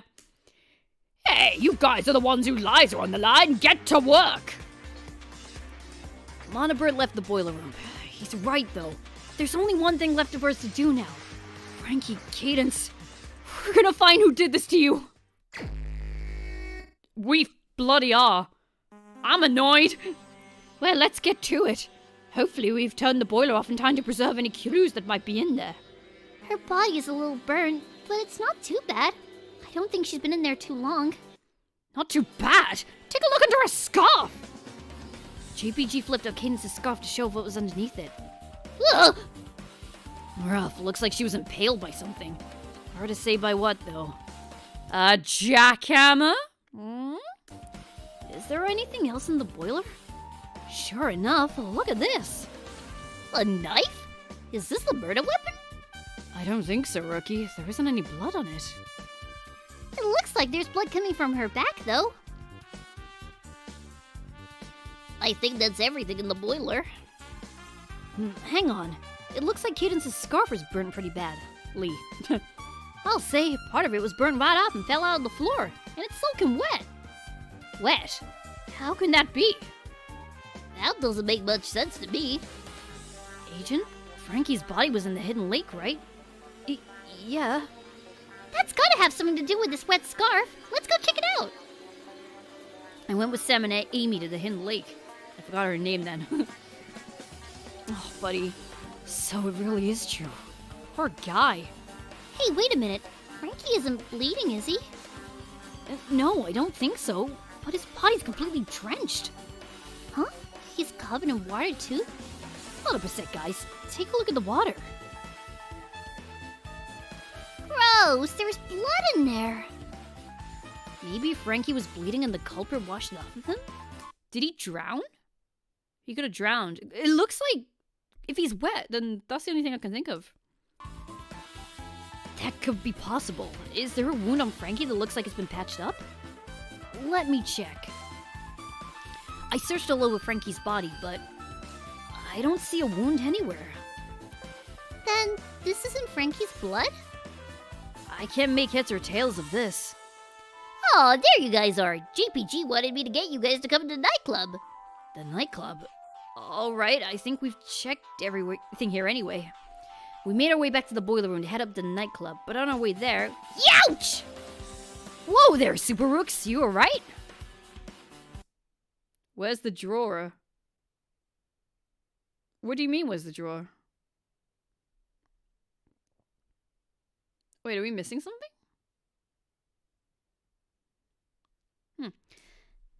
Oh. Yeah, I'm fine. It just tripped on this shovel is all. Oh, there's something else on the ground here. The drawer. A shoelace? I can only think of 2 penguins here that wore shoes. Cadence and Frankie, right? I'll head back to the lake to check out Frankie's shoes. You guys keep going. What? You'll find out later. Oh, heck. We continued on in the boiler room. Let's take a look at Cadence's shoes to see if she's missing a shoelace. Shoelace? We found the shoelace in the cave mine, and Cadence and Frankie were the only ones who wore shoes. Gotcha. Well, feel free to look at the body again to check. It just creeped me out if I looked at it anymore. I peeked inside the boiler to look at Cadence's shoes. Looks like her shoelace is burned up completely. That makes sense. Out of everything on her, the shoelaces and the scarf would likely burn the quickest. By the way, did you know that the tip of the shoelace is called an aglet? I did know that. Even I knew that, G. I don't think anyone could forget that by now. Anyways, have you guys found anything else in here? Sorta. We looked in the filing cabinets in here and they were completely empty. Though, to be fair, we're not sure if there were any newspapers in here to begin with. Rookie, Amy, you two searched the room during our initial investigation, right? Did you happen to see if there were newspapers in here? If I remember, I'm pretty sure Shadow Guy was the one who checked the cabinets. But he said there weren't any newspapers in there. I didn't actually get to see for myself, though. Sam shut the drawer pretty tight. Oh, Sam shut the drawer pretty quickly, and at the time I didn't think it was that important. My bad. Aglet supremacy. Don't worry about it, Amy. Oh, and before I forget, Rory, where were you this morning? I thought we were gonna get pizza. Ah, sorry about that. I wanted to get some coffee first. Even met up with a little crab buddy of yours on my way there. Figured we could head over to the pub together after I got my drink. I'm immediately sus of you. Because... Here's the thing. Can Klutzy attest to that? Because Klutzy can't talk.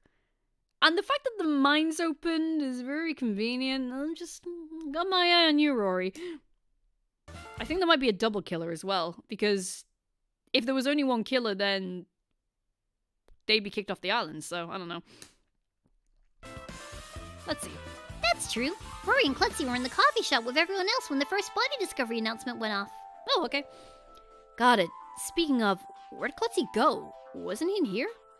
I was gonna take him out to the nightclub with JPG and I, but he got one look at the ladder and took off running the other way. I've never seen anyone so scared of a ladder. He's a fun little fellow. Seemed kind of shaky about something this morning. Then again, I can't really understand him, so what do I know? What? Oh, Rory. Don't dig yourself a hole here. It feels like he's trying to implicate Klutzy. Yeah, I hope he's alright. Anyway, let's not keep JPG waiting any longer. Agent says anyway a lot. It's cute. Amy, Rory, Rookie even, and I climbed up the ladder to the nightclub. Rory builds the battlefield. There you guys are. Sorry, JPG. We got caught up in some other clue stuff. As long as you were still investigating. Anyway, you wanted to show us something, Mr. Prince? Yeah, take a look at the dance floor. Ooh, it's cracked? Sure is. The light in the tile's completely out. Got it. So the tile closest to the speaker that leads to the boiler room was broken somehow. I have no clue how it happened, but that's pretty much all I could find here. His final smashes him get a coffee. I mean, at this point they could all do that. The four of us left the nightclub. Calm down, we don't want to panic at the disco. Bro, chill, I don't know why you're in such a big time rush. Oh. I imagine time will be pretty soon. Is there anywhere else you guys want to check? Maybe the ski village? We were all there for the play yesterday, so maybe that had something to do with this. Agent! Are you suspecting one of the cast members? There's no way it was one of us. I'm not suspecting anyone until the trial, but we're running out of time and I can't think of anywhere else to look. Right. That was the last time we were all together, so it's possible there's something there. We headed over to the ski village. Too much panic, very low disco. Hey, there's Klutzy's ball and... What? Who did this? It's time to shoot someone with a Glock. Klutzy? I'm pulling up a Glock 3000! I took Klutzy out of the cage and put him on my shoulder. Are you okay, Klutzy? How'd you even get in there? I think I've seen a cage like this before in the lighthouse. There's some rope tied to the cage. It leads back to the beach ball on the ground. It also looks like this rope's been cut into 2 pieces. What in the world does this all mean? Keep baby jail! No! I'm guessing Klutzy cut the rope? Oh no. Ugh, are you guys done yet? Well, ready or not, it's time for the third dimensional trial! Please make your way to the snow forts. Already? Well, we don't have much of a choice. Let's get moving. We all headed over to the snow forts. Or it's gonna be a twist that Dot was the killer and she's already gone. You never know. Everyone here? Let's see. 1, 2, 3, 4, 5, 6, 7, 8. Hey! Who's missing? Dot's still not here. What? Where could she...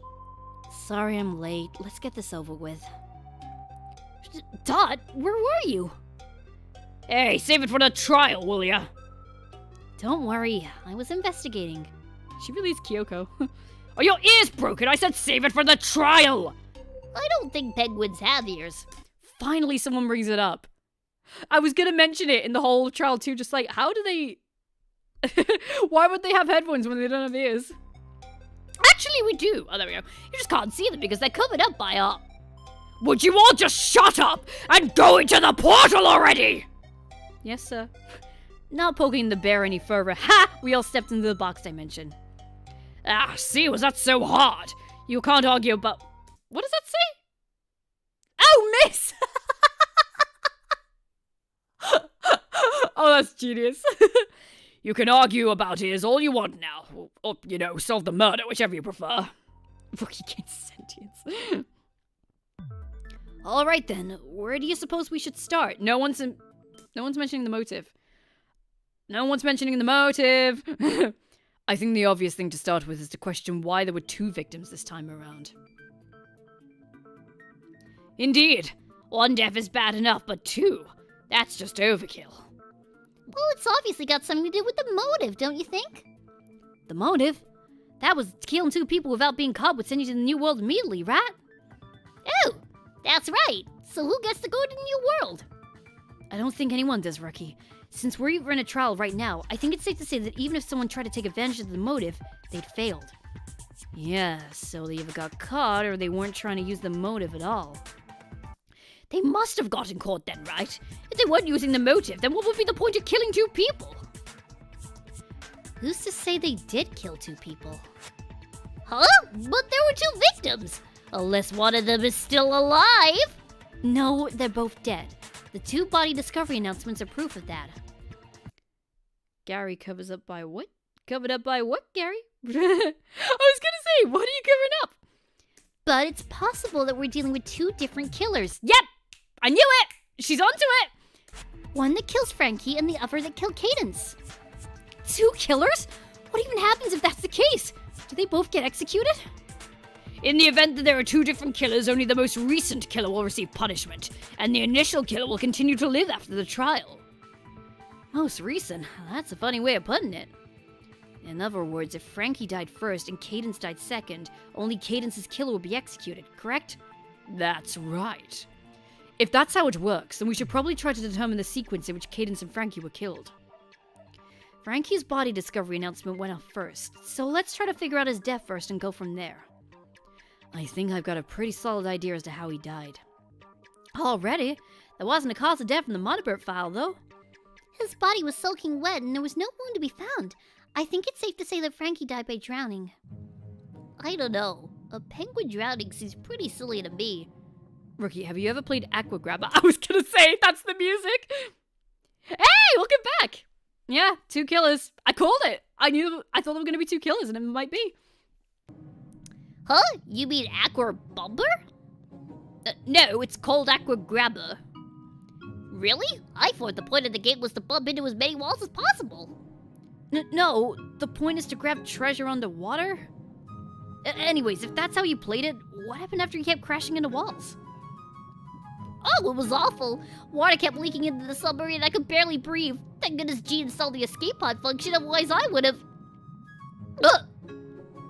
Ah, I see. I guess we aren't so good at swimming. Back to the matter at hand. If Frankie died by drowning, isn't it also possible that he did it himself? You mean he went into the lake and just stayed on the water until he ran out of air? I guess that's a possibility. Then how did he get out? His body's out of the water. Monibert, what happens if someone kills themselves? Huh?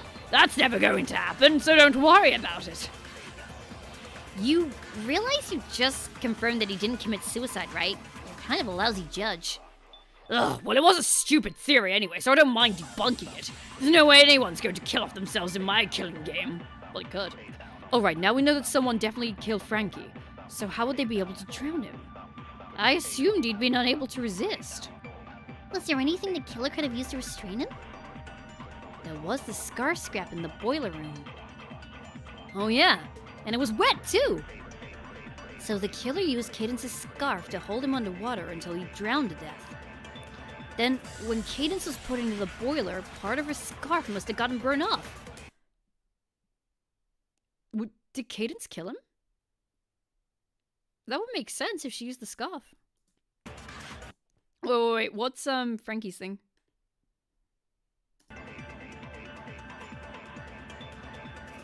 Go, agent! Not interested. There.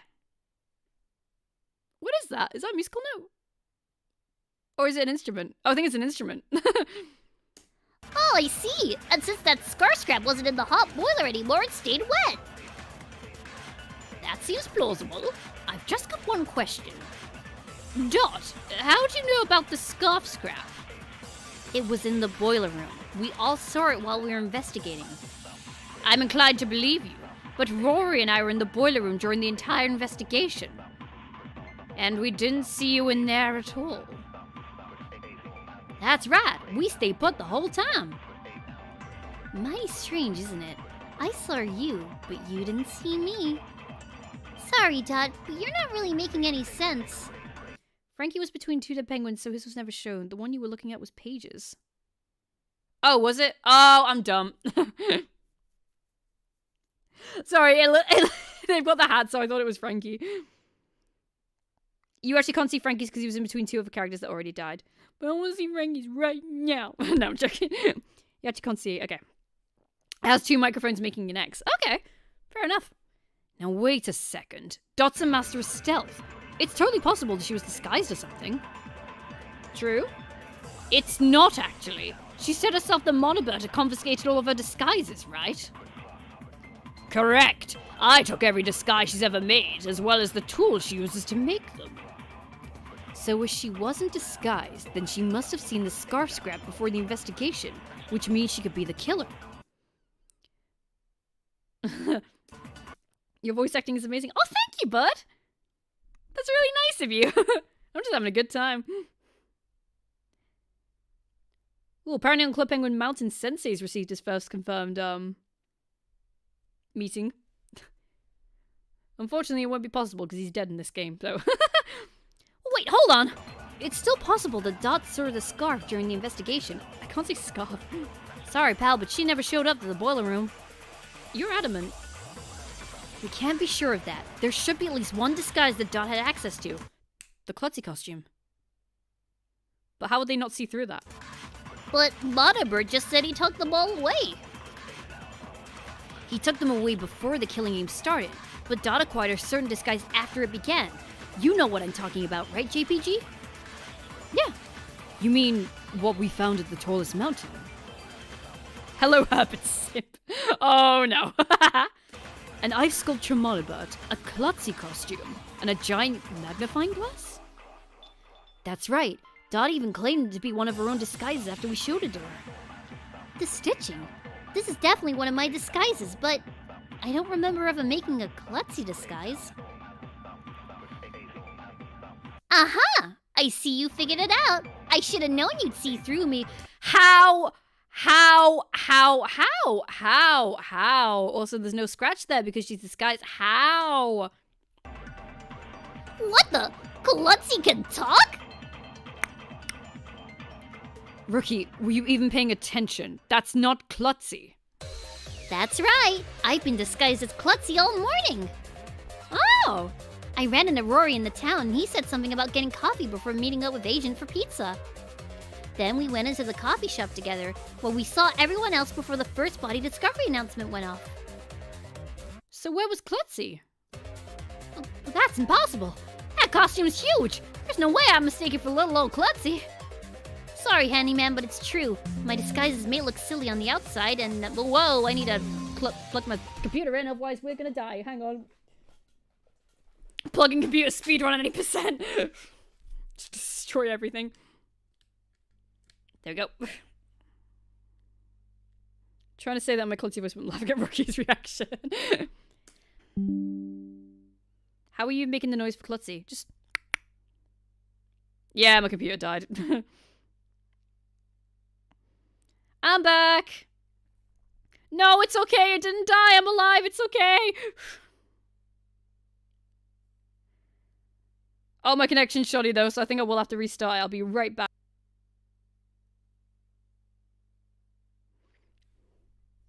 A tech computer has been discovered. Okay, I think we're fine. Sorry about that. I think just because I plugged the thing in, it messed up my connection. It didn't die. I made it just in time. I didn't even realize it was unplugged. Okay, let me know if we're back and we'll continue. How did you get so good at voice acting? I've been doing voice acting for, how long now?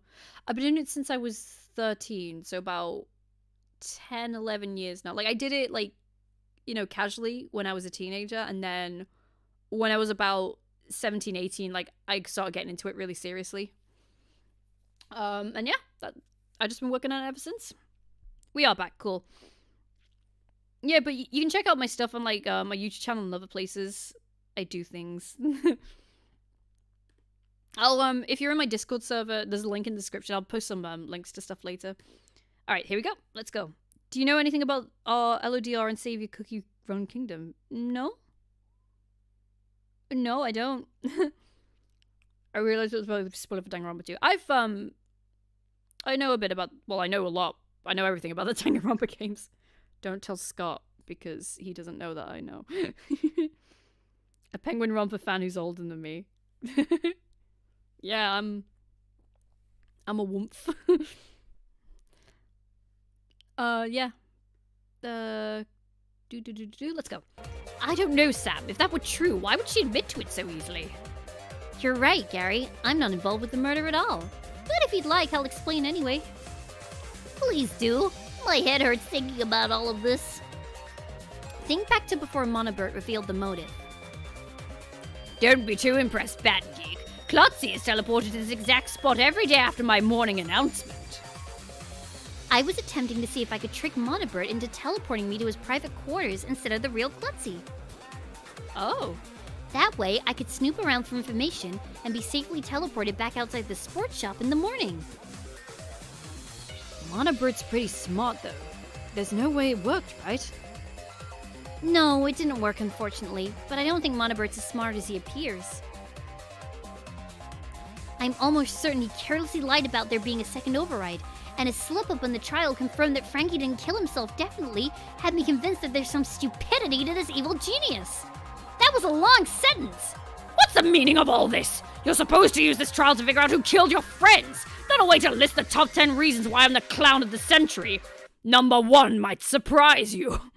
Shut up. Anyways, now that you know about my disguise, I've got a bit more to tell you.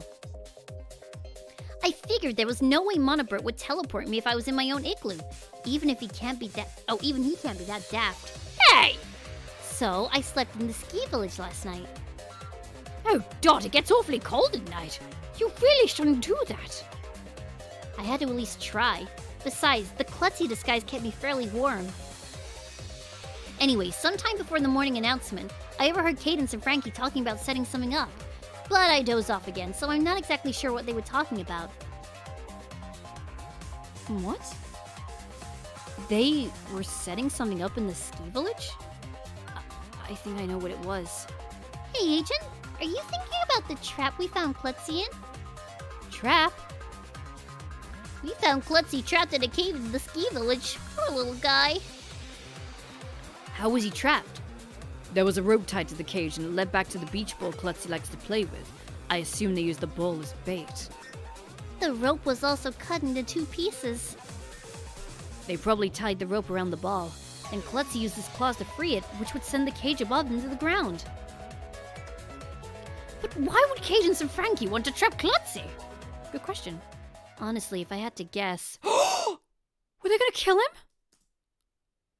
They were probably gonna kill him.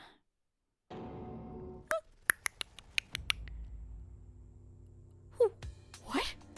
Why would they do that? Think about the motive for this case. You had to kill 2 people to get out of here scot-free. And if the scarf's what was used to drown Frankie, then I'm almost positive Cadence is the one that killed him. Yep, all we're on it. So they were working together? Frankie willingly let Cadence kill him so she could go to the new world? And she was gonna kill Klutzy too? But why go after Klutzy? Klutzy's an easy target, Agent. It's not fair, but I can't think of any other reason. So, Cadence killed Frankie? Are we certain? I can hardly believe it. But based on everything else, it seems like that's what had to have happened. Maybe if Frankie saw his execution and he willingly was killed, it actually kind of makes sense he would do that because he must have been really scared of the potential of being executed. How dare they try to destroy the sanctity of crabs? There's also the matter of the knife that we found in the boiler.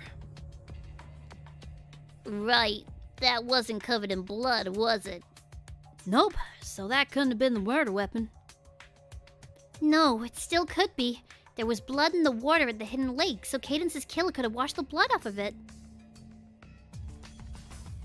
I don't think so, Amy. Cadence had blood coming from her back and from a hole in her chest. So whatever Cadence was stabbed with must have went through her entire body. I don't think a knife could have done that. You're right. It'd definitely be overkill to stick that knife all the way through. But what else could the murder weapon be? That doesn't matter right now. All we need to know is that the knife wasn't the murder weapon. Where does that get us, though? I'm calling it. It's going to be a jackhammer. It's going to be either like a weird pole or a jackhammer. Oh, it's Rory, isn't it? If I've called this and I'm wrong again, I'm going to be so annoyed. It raises the question of why the knife was in the boiler, and considering we believe Cadence was going to kill Klutzy, she was probably going to use it for that. So, Cadence was holding the knife, and whoever killed her just put it in the boiler along with her body. Silence, wench! Wait, what? What do you mean there's a bot? Oh, these guys. That's a lovely username, God's sake. Yeah, just delete it, mods. Please, help. Oh, and Dot, there's something... Go back.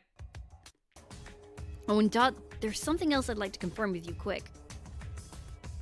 I ran into Klutzy in the mine on my way to the boiler room. That was you, correct? Correct. That was me. I was having trouble staying awake until that loud morning announcement came on. But that means the real Klutzy will be teleported outside the sports shop soon, so I quickly fled to the town where I ran into Rory. Potter's been found guilty, time for punishment. And then you two went to the coffee shop to let me read it! It's the bot that attacked Agent. That's the bot that's in the chat. And then you two went to the coffee shop with everyone else, right? Yep, Rory and Klutzy were with us when the announcement for Frankie went off. We all headed over to the speaker in the nightclub since that was the quickest way underground from the coffee shop. Alright. Dot was right behind me as I was climbing down the ladder. I don't know why she left the nightclub and took the long way around. It's as you said earlier, the Klutzy costume is huge. My disguises are merely visual illusions. It's not like I physically change in size. I wouldn't have to fit for the speaker if I was wearing it. Granted, I could have just taken the disguise off, but I figured snooping around as Klutzy might end up being useful. Alright then, now that we've cleared all that up, we just need to figure out who killed Cadence, right? Assuming she's the one who killed Frankie, yes. That means her murder is the one we need to focus on. Okay, Crumpet, Frankie's dead, Cadence is dead. We've kind of sussed that Cadence killed Frankie, so now we're trying to suss out who killed Cadence. It's all a big mess. If she drowned Frankie, then she was in the hidden lake. So how'd she end up in the boiler? She was probably killed in the boiler room or somewhere close to it. The boiler must have been a convenient spot to get rid of her body. Somewhere near the boiler room, the cave mine's kind of close, would you say? Maybe she was killed there? What makes you say that? Well, I don't know for sure, but that's where we found the shoelace, and I'm still really confused about it. Sam, you went to go check Frankie's shoes, right? Yeah, he still has laces on them, so it must have been from Cadence's shoes. Or shoe. Why would her shoelace be on the ground, though? I think I might have an idea. When I walked through the cave mine, I tripped on the shovel on the ground, so maybe Cadence tripped too, and her shoelace got torn off from that. It is good music. That actually might be possible. Good thinking, Rookie. I agree. Rocky's scenario seems quite plausible. So unless anyone else has a better theory, I think we should explore the possibility of Cadence tripping. If that's what happened, then we know Cadence killed Frankie in the hidden lake, then tripped on the shovel on her way for the cave mine. But why was she running through there? Agent, you said the body discovery announcement for Frankie went off after you saw his body, correct? Yeah, that's right. What were the rules for the body discovery announcement again? It goes after 2 people see the body, not including the killer. So that means Agent is innocent! Well, yes, but it also means there's someone other than Agent saw Frankie's body before they did. Exactly! And if Cadence is Frankie's killer, then I think whoever else saw his body is the one that killed her. Then who was it? We know Cadence was carrying a knife, and since being caught would nullify the motive, she probably started to chase after the killer to keep them quiet. So they killed Cadence in self-defense? Who could it be then? There's no way to know who could have stumbled across Frankie's body. Let's think about this supposed underground chase sequence. Cadence ran for the cave mine after the killer, so where did she end up running to? So Cadence wasn't the killer. Oh, God, this is a big mystery. Well, considering the only other important place we hadn't talked about yet, she probably went to the nightclub. That would make sense. You can easily get to the nightclub from underground, and we still haven't figured out what that correct dance style is about. cracked dance tile? The dance floor tile closest to the speaker that leads to the boiler room was cracked, but we're not sure how. So if Cadence went to the nightclub, do you think whatever was used to crack the dance towel was also used to kill her? I think it's quite likely. We know the murder weapon went through her entire body, so it probably struck the dance floor in the process. Alright, so what could have cracked the dance floor? We already established that the knife probably wasn't the murder weapon, and there's no way it could have cracked the dance floor, so that's out completely. Did anything else have blood in it? Not to my knowledge, no. The killer must have cleaned everything up, considering there wasn't any blood on the dance floor either. I leave you all alone for a few hours and there's a lot of dead penguins. Yeah, this music's really good too.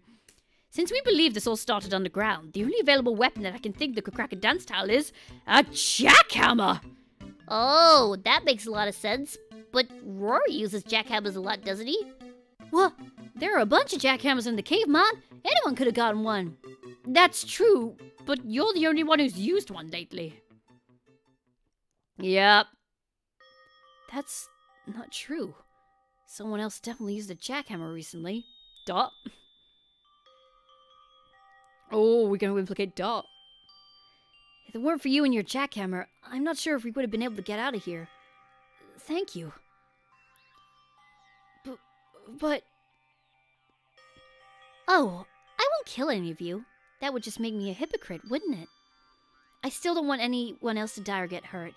I'm not just gonna leave you down here with a broken minecart. I believe her. I know I should say something, but everyone will accuse her if I do. I know in my heart that she didn't do this. She may not trust me right now, but I'm going to trust her. Good job, buddy. Agent, are you alright? You look like you've got something on your mind. Huh? Oh, sorry, I'm fine. Anyway, Rory's right. Anyone could have gotten a jackhammer from the cave mine, so there's no reason to accuse him just because he had one recently. Oh? You're right, Agent. There's no way for us to know who could have gotten a... I had a jackhammer. What? You realize that makes you a major suspect, right? I'm aware, but that's not my issue. Issue? What are you talking about? My issue is that someone seemed to want to hide the fact that I had a jackhammer. I obviously wasn't going to reveal it myself because that would make me super suspicious. But of course I wasn't going to stop someone who knew I had one from raising an objection about it.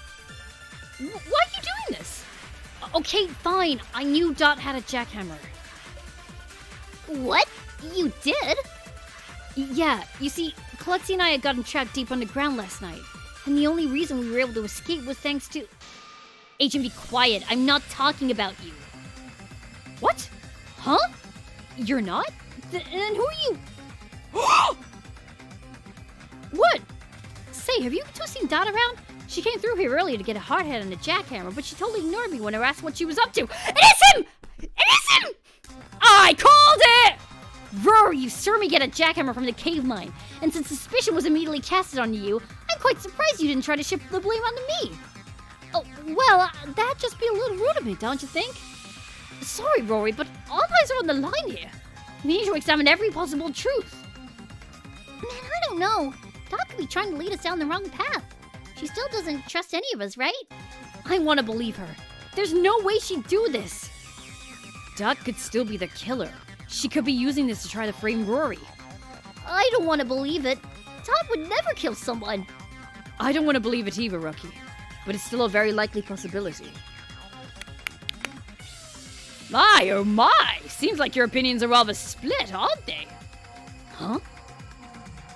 It's time for the Box Dimensions Vario Scrum debate. Really? Ooh, okay. You'll split into 2 teams and work together to make your case. Oh, and Klutzy, since you can't talk and are just overall kind of a loser, you'll be sitting out. Sorry, I don't make the rules. Oh wait, I do! Sad clicks. Anyways, I'm going to need the rest of you to open the lids to your boxes and get inside of them. What? That sounds ridiculous. Just trust me, alright? It's part of the debate. We all climbed into our boxes. Oh, and I burped. Mono jerk! What's going on here? Then all of a sudden... Did you say split? I love banana split. Ooh!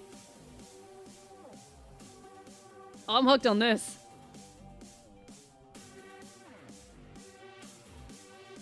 Oh, bye. Bye, Klutzy.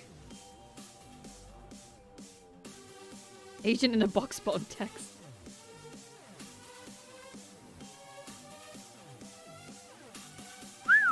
This is animated really nicely. Let's go.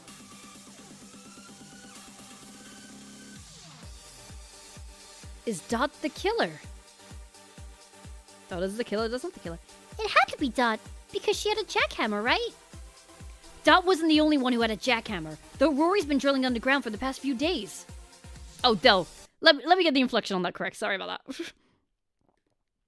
Dot wasn't the only one who had a jackhammer, though. Rory's been drilling underground for the past few days. Yeah, but Dot thought that Cadence or Frankie might be the traitor, remember? That's her motive to commit the crime. Commit the crime. But we already said that the killer's motives was to protect themselves from Cadence. If Rory's the killer, don't you think he tried to fix the cracked dance floor? He is the ultimate handyman, after all. Between cleaning up all the blood and putting the body in the boiler, he probably didn't have time to fix the dance floor. To move the body from the nightclub to the boiler room, you'd have to put it through the speaker. But I couldn't have fit through the speaker because I was wearing my klutzy disguise all morning. Crouch behind! Dot's not the killer! Delusion counter!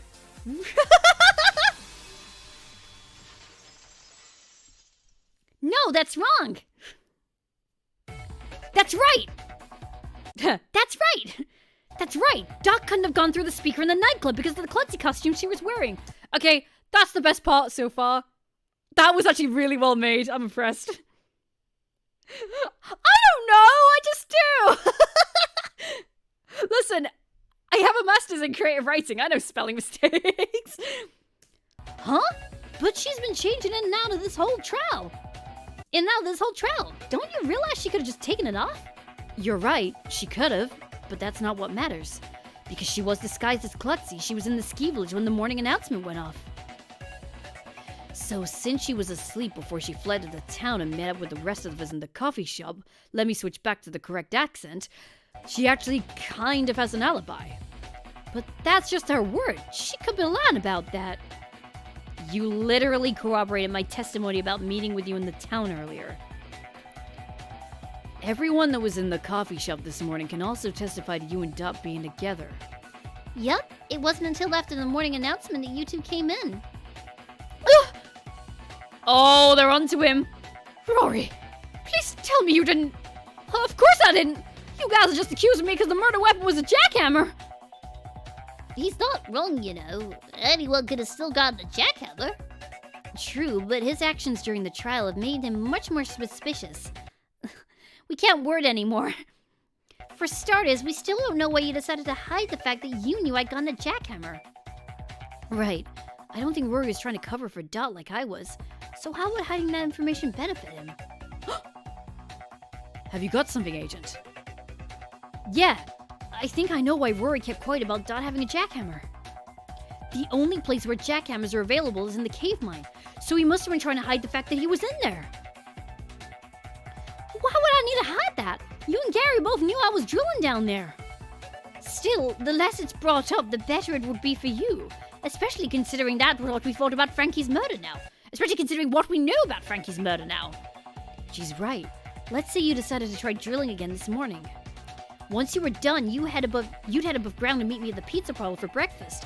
And the quickest way to get to the plaza from the cave mine is by using the ladder to the forest in the hidden lake. Oh, I see. And that's when he stumbled across Cadence drowning Frankie. And in turn, that's when Cadence started to chase after him to keep him quiet. Then he must have placed the shovel on the ground to trip Cadence and slow her down. Then they both ended up in the nightclub, and that's where he struck her with his jackhammer. Now, hey now, if I was the head of Cadence like you're saying I was, how could I have hit her with my jackhammer? She'd see me getting ready to attack her! Considering the nightclub's entrance from the boiler room, I actually don't think she would have. Oh? Right. If you had arrived at the nightclub first... Oh! Then you could have climbed on top of the speaker and Cadence couldn't have possibly seen you as she was climbing the ladder. Even still, she wouldn't have seen him as she was getting out since he'd be behind her. From there, all you had to do was jump on top of her back with your jackhammer out. So that must be why only the tile closest to the speaker was cracked. And the blood in the lake must be from him washing the blood off his jackhammer. Oh, right. Ugh. So, you're saying I killed Cadence with my jackhammer, cracked the dance floor while doing so, and hit her body in the boiler room along with the knife she was holding? Rad? You've summed up your crime pretty well, yes. Just one question. Was there any blood on the dance floor? Oh, crud. There wasn't any blood there. We've come too far to find a contradiction in Cadence's death itself. You must have cleaned up the blood on the dance floor. Sure, okay. But what could I clean it up with? A scarf? Well, I imagine you put Cadence in the boiler first. That way you could clean up any blood that was dripping from her body on the way there. So you probably used the newspapers in the boiler room to clean up the blood, right? Good! He couldn't have. There aren't any newspapers in the boiler room anymore. What? Butterbird, did you seriously hide the newspaper archive from us too? Oh? Why is he quiet? Oh, come on, don't be quiet now. We need your testimony, man. Look, I saw the drawers way before the murder. They were empty. Okay. So if there weren't any papers, what could have been used to soak up the blood? His hot hat. I think there's some napkins in the dance lounge. There's no way he could have cleaned up all the blood with a bunch of napkins. He must have used something else. But what could he have used? It's not like he had any cleaning supplies on him, right? Yes, he did! And by that, I mean it was literally on him! He used his vest! Oh, that's a bit of a stretch, but sure. His vest? Seriously? There was nothing else available for him to use. He didn't have much of a choice. His vest is pretty absorbent. He's cleaned up multiple coffee stains around my office with it before. Gary! Ugh, it doesn't matter. I'd have gotten blood all over my vest if it did that, and you haven't noticed my vest is currently spotless. Is it inside? You could have just washed it in the lake. And then it'd be soaked. His vest looked completely dry when I saw him in town. Besides that, do you know how many times I've put this thing through the wash after it gets dirty? I would have needed more than a splash of water to clean all the blood off of it. It's still on there. So enough of the accusations. How could I have possibly gotten the blood out of my vest? Or did he have another one? How could I have possibly gotten the blood out of my vest? Clothes in the gift shop. It ends here! Oh no. Huh? What? Think back to the clothes we found in the gift shop earlier. That's clever. Looks like stuff out of a standard Penguin style catalog. Chef hats, construction gear, coffee aprons, and the like. Among the available clothing items was construction gear, and your signature vest just happens to be a standard construction one. So you could have easily gone from the nightclub to the gift shop to switch into a clean new vest. Ugh! That also explains why I saw you in town. You must have just come out of the gift shop. Ah! If you still deny it, we can go to the gift shop right now to see if your bloody vest is still... No, you don't need to do that. Huh? I said, you don't need to do that. Rory, you...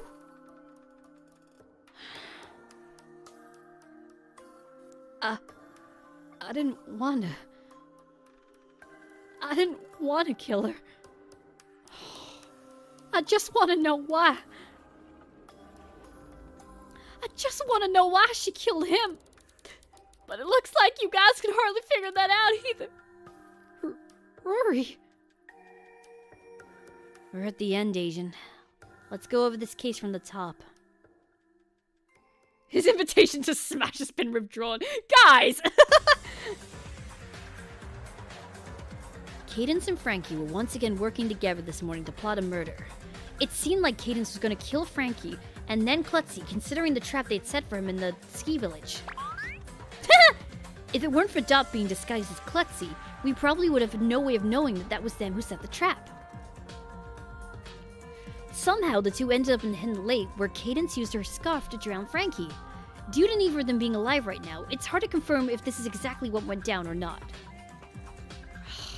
Meanwhile, the killer had been drilling underground in the cave mine to try and find an escape route for us.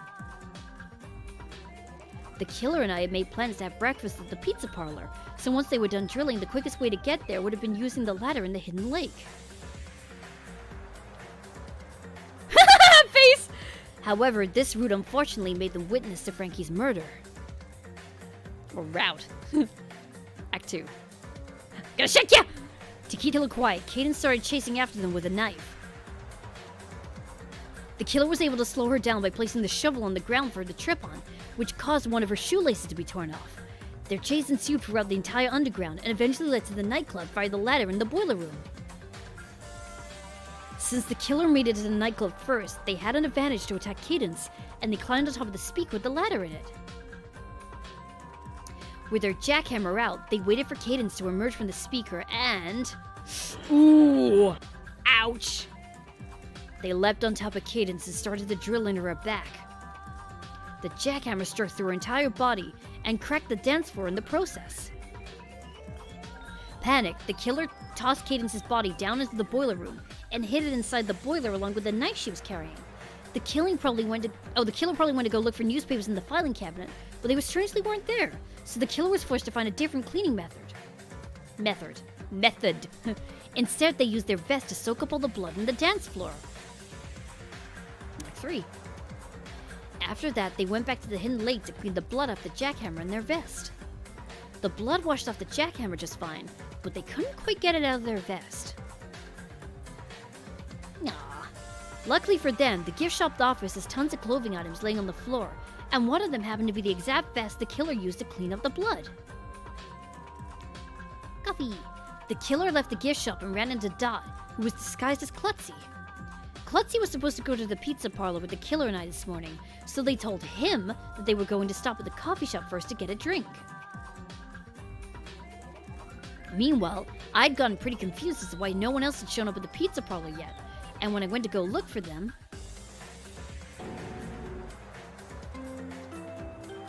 Ooh. Klutzy. Or Doc Klutzy. I'd stumbled across Frankie's body, which triggered the body discovery announcement. The announcement had said that the body was in the hidden lake, and since everyone else was in the coffee shop, the quickest way to get underground would be through the speaker in the nightclub. It is! It's really well written! But of course, once everyone got to the boiler room, an entirely different discovery was made. Like, I didn't see the vest in the gift shop coming. That was really clever. The one who killed Frankie was Cadence, but the one who killed her was Rory, the ultimate handyman. Jesus. Oh, I feel bad for him. It wasn't his fault. He was scared. Yeah, that's pretty much how it all went down. So, you were just trying to defend yourself? That's right! This sad sap got caught up in some unfortunate business and ended up being forced to kill Cadence to survive. Nah, I should have just gone next door to the coffee shop. Maybe she would have stopped trying to attack me. I'm sorry for staying quiet about it for so long, everybody. I thought if I could help figure out why she killed him, maybe it would somewhat make up for what I did. But I guess there's some things even a handyman can't fix. You can't do that. That's too sad. Come on. For a handyman, sure he sure doesn't have hands. Oh, for God's sake. Well, we know why you killed Cadence, but we still don't know why she killed Frankie. The handyman wasn't lying about that. Cadence was indeed the one who killed poor Frankie. But why? They were so close. Lucky for you, I have the surveillance footage that shows exactly what went down between those two. Let's take a look-see, shall we? Good, because if we didn't know, I was gonna be so... Well, look at that. Monober pressed a button, and the footage began to play in the box portal. Well, what's gonna happen here?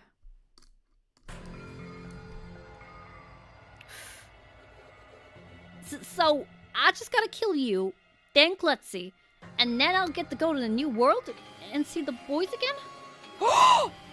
Yeah, so hurry up. Klutzy's gonna be teleported outside soon, so you need to kill me and hide my body before he sees me. Right, so, Come on, Frankie. You want to see them again, right? We already said our goodbyes, so just hurry up and get it over with.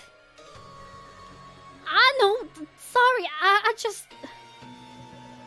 Quit stalling. I just want you to be happy again as soon as possible. I can't do this! Huh? Frankie, come back here! You're gonna... Cadence picked up the knife that Frankie dropped and ran after him. They all ran to the... They ran all the way to the forest and went down the ladder to the hidden lake. There you are! Now quick, hurry up and stab me with this!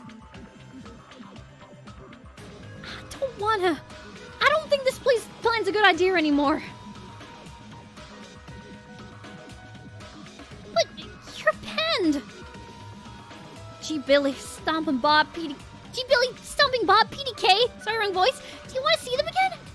There's no point in denying it anymore. They're dead! What? How can you be sure?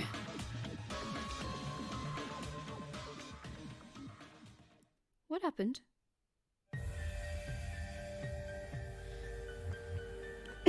In that weird simulation, I was performing on this iceberg thing that was powered by my voice. I sang my heart out as a chunk of ice was propelled closer and closer to land.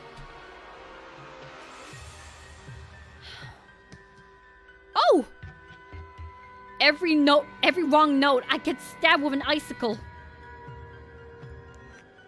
Yeah, maybe it's best we didn't see his execution. Eventually, I made it to the new world. But when I finally looked around on land, the new world being Club Penguin rewritten. Oh my god! They were all dead!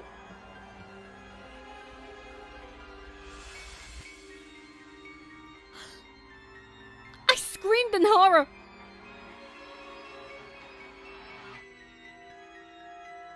Whoa. But the scream was my final wrong note. That's messed up.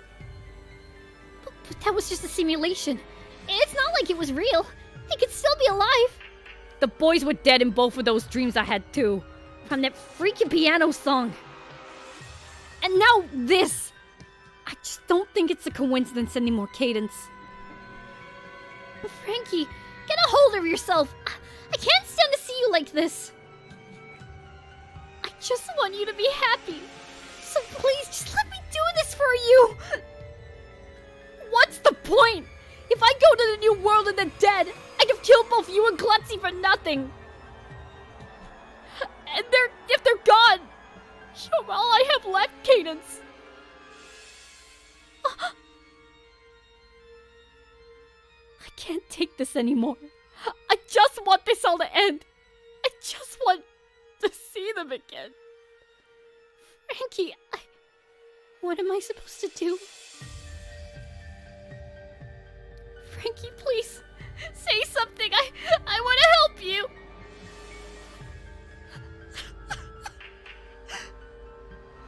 I hate seeing you like this. I'm sorry.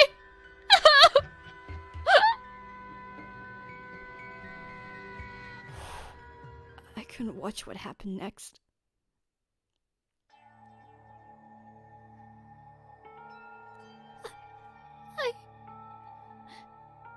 What am I?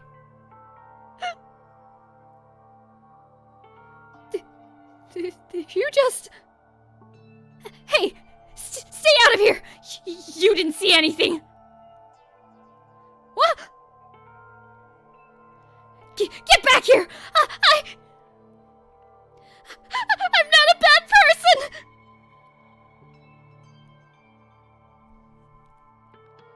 That's the saddest one. You mean she... Dang it, this didn't need to happen! Why'd she have to do that to him? Rory, I wish you hadn't suggested to drill underground! This is awful! Listen, everybody. I know I made a mistake, but please, for the sake of everyone who's died so far, you can't let this happen again! Oh, save the sappy talk. You are the killer. So, is everybody ready? You have the right idea all along, Missy. This killing game needs to end. Let's give it everything we've got. It's punishment time! Aw, thank you guys. I really love doing emotional scenes. Rory's been found guilty. Time for the punishment. He's gonna be run over by a car, isn't he? Something like that. Oop. Alright, buddy. We'll miss you. Soft boy. Ah! I'm not down today! Well, you know, he's facing this with confidence, so... Defuse them all. Alright! Punishment for Rory, the ultimate handyman. Can't defuse her. You can do this, buddy. I believe in you.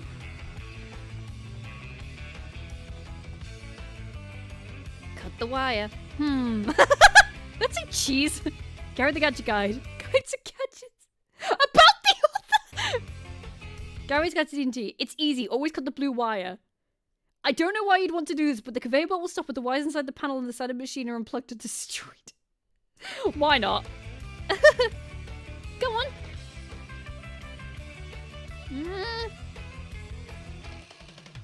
Yeah! What? Hey! Ooh, sugar! Man almost got his eye.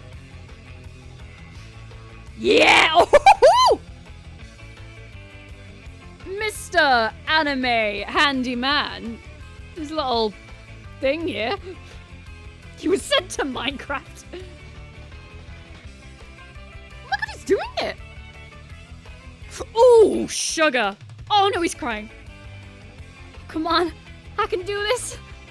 Which wire is it? Oh, hey, I did it. You win. Oh, hey, you actually did do it. Now, where's the twist of this? Oh! Oh, he did it! That'll make you guys proud. Oh, you evil prick. That was just cruel. Choo-choo. Rory! Rest well, old friend. My next invention shall be built in your honor. Unforgivable. That was brutal. How much longer does this keep happening? It's not going to happen again. JPG? Laughable. Time and time again, the killings have continued. What makes you think it's going to stop now? The more it happens, the less we're able to tolerate it. Those of us who've made it this far. We're not playing the killing game anymore. We're going to defeat you once and for all. Together. Isn't that right, Dot? He took his glasses off. He's serious. I can't work with you yet. There's still a traitor among us. But, Dot, don't you think it's possible that the traitor has died by now? Oh, that dirty traitor's still alive and well. Should I tell you who it is? That might shake things up a bit, wouldn't it? Tell me. I need to know who I can trust. Ah, but if I don't tell you, you'd still be wary of everyone. Yes, I think this is much more interesting. I'm gonna call it... I think it might be Jetpack Guy.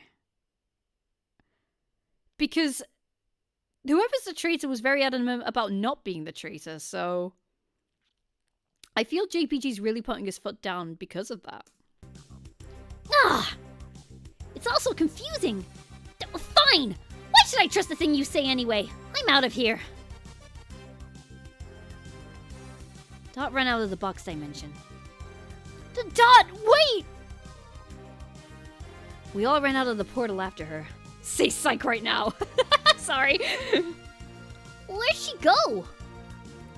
I'm not sure. She couldn't have gone far. There are now more Among Us more Among users in the series than there are Copper Sprites. Oh, for God's sake.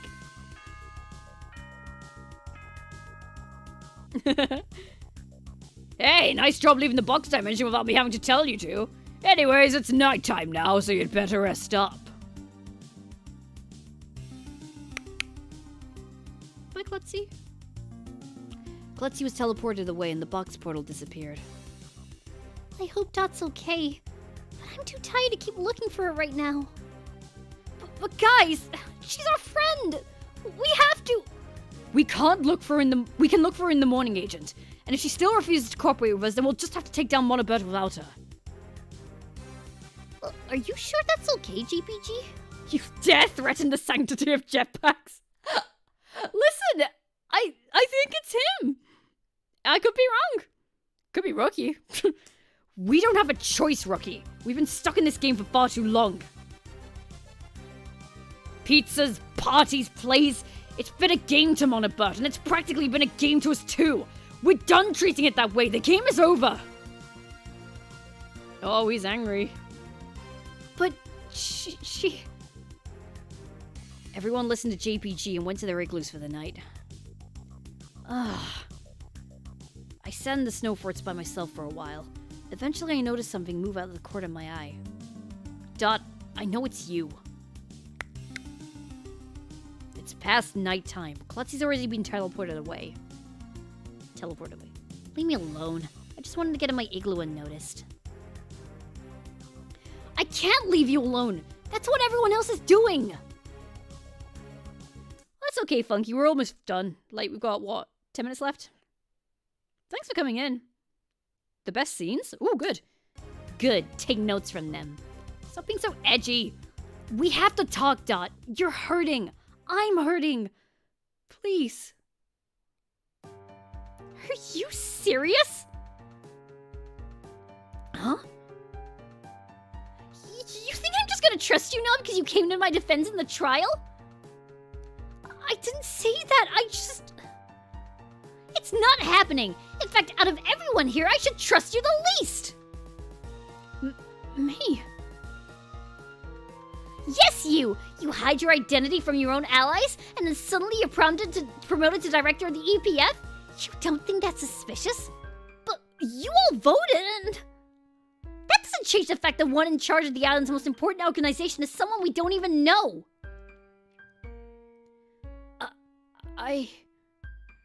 And don't think I haven't noticed how buddy-buddy you've been with Klutzy lately. I know he's probably harmless, but the fact that you've gone so close to our #1 enemy's henchman is just... Well, it's just... Forget about it. I shouldn't even be talking to you. If you want me to trust you so bad, then tell me your true identity. Right now. Huh? Ooh! That's rendered really nicely. I know, that's harsh of me to ask you, but everyone around us keeps dying. Any one of us could kill again, including you. I don't even know who you really are. So that's why I need to know. Because if you can't tell me what your true identity is, then I'll have no reason to trust you anymore. So, please. Please, Ace. Oh, Ace.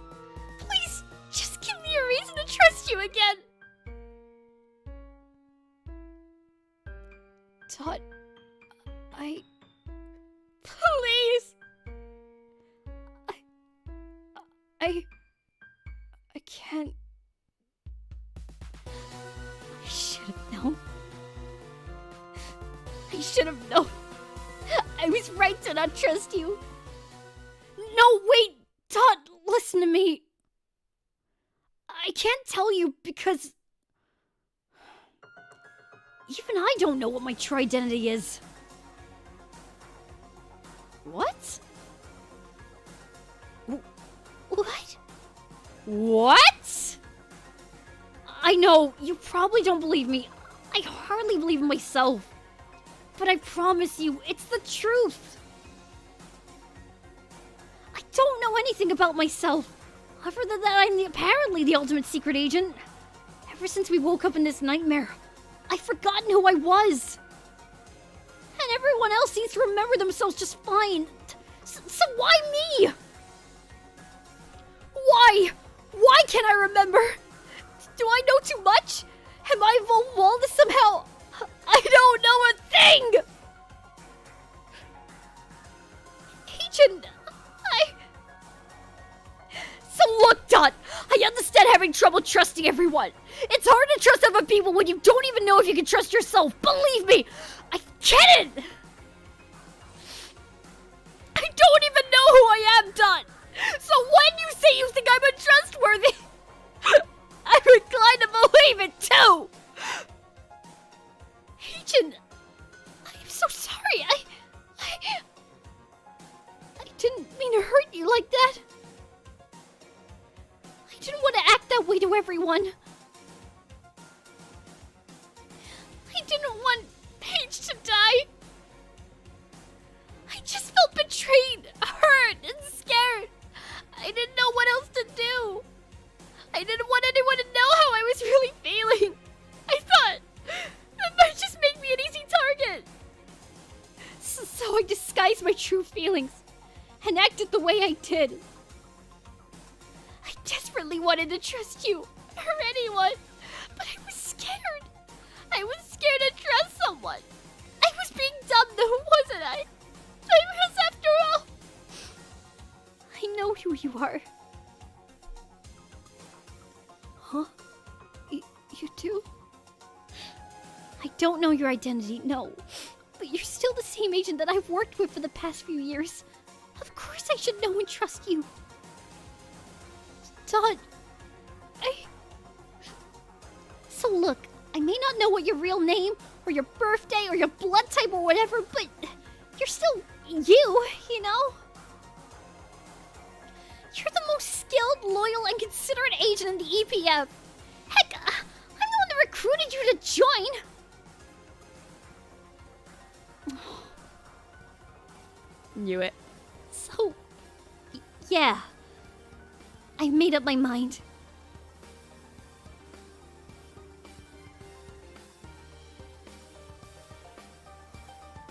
I trust you, Ace.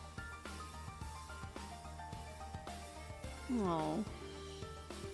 I like that. Oh, I love that. Forgiveness after heartbreak.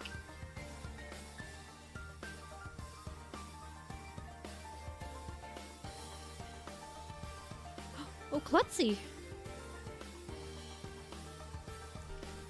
And you're sure this plan of yours will work? Can you at least give me some more details about it? That's a long little note there. Alright. If you insist, I don't need to know. I just need to do my part, right? How soon do you think you'll go about yours?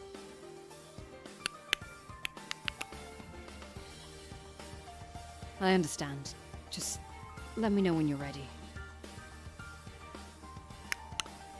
Ooh, Klutzy's having a little plan here. I know you'll be able to do what you need to do. I know you'll be able to save everyone. I know you'll be able to end this. I believe in you. Klutzy is the MVP. Partner. Ah, the robot does speak. Surviving penguins and crab. Oh, bye, Frankie. Bye, Rory. Bye, Cadence. Only 8 left, and we've got case 4 next. Well, okay. That was a journey. Okay, so what are my thoughts? That was the best chapter so far. Because that actually really threw me for a loop on who was gonna die, who was the killer. Like, well, to be honest, like I figured out as soon as Frankie was dead, I figured out that it was probably Rory. Because like once I saw like how Cadence died, I was like, okay, they got killed with a jackhammer, so it was either Rory or Dot, and it was too obvious to be Dot, I think. But like Frankie dying, I didn't expect. Cadence, I sussed on like when we were like, I think the shoelace caught on that. I was like, okay, so she wears shoes, so whatever. But yeah, that really got me, and like the whole scene where it shows what happened, because that's been a little bit of a build up, like what happened to the band, and like his whole breakdown, like his despair, he gives up, like that was a really nice portrayal of like depression, I think, and like Cadence's despair as well. Just everything that really tied together well. And just like little details as well. Like I like that Agent and Gary are getting closer, like the father child relationship. Yeah, it's just I don't know what to say. Rory's death as well, like God. Like even if he'd have just like died after he'd figured the thing out, like that would have been sad in itself, but like that kick at the end was brilliant too. Normally I have low standards for chapter 3 because the main series that was really... Yeah, no saying, because like... Oh, it's... I don't... Tofu... You're a blessing. Like, dead serious. This series is so good. I will say, in terms of when I can stream next, I don't know if I can stream tomorrow. Because I know there's some of us... I know that Kristen's planning a stream tomorrow that I want to be at, and I might need to prep for it, so I don't think I'd be able to do a stream tomorrow. And then Monday, I've got something planned, so I can't do it either then. So I'm guessing the next best time would be Tuesday or Wednesday. We stand Tofu. We do stand Tofu. Oh, and I like the play, like the build up between. I thought you guys were messing with like JPG and Rookie, but like I really like that that's actually being built. Like that relationship's adorable, and I like that Sam and Amy are really supportive as well. It's just like everyone just wants to make Rookie happy, and I really like it. Jet Prince guy. Character relationships are key, so that's what makes it good. They treat death and murder as legitimate threats until canon. Yeah, exactly. Like it's the thing, they brush it. Well, they don't brush it off. Like there is impact in some cases, but most of the time it's like la la, we're fine. But with Rookie, you can kind of tell, like, he's doing it because he's in denial about everything. Like, he wants to be the morale boost. He wants to make sure everyone's okay. But you can see with, like, Cadence and Frankie especially, they want to face reality and they're scared. And, like, Jetpack Guy snapped. He's like, no, we've got to be serious about this now. Round of applause for Tofu. You can't see it, but I'm doing, like, circle applause with my hands. It's good. But yeah, thank you guys so much for watching. Yeah, I'll keep you guys updated. If you want to join my Discord server, it's in the description. Or you can follow me on my Twitter, Queen Creeps.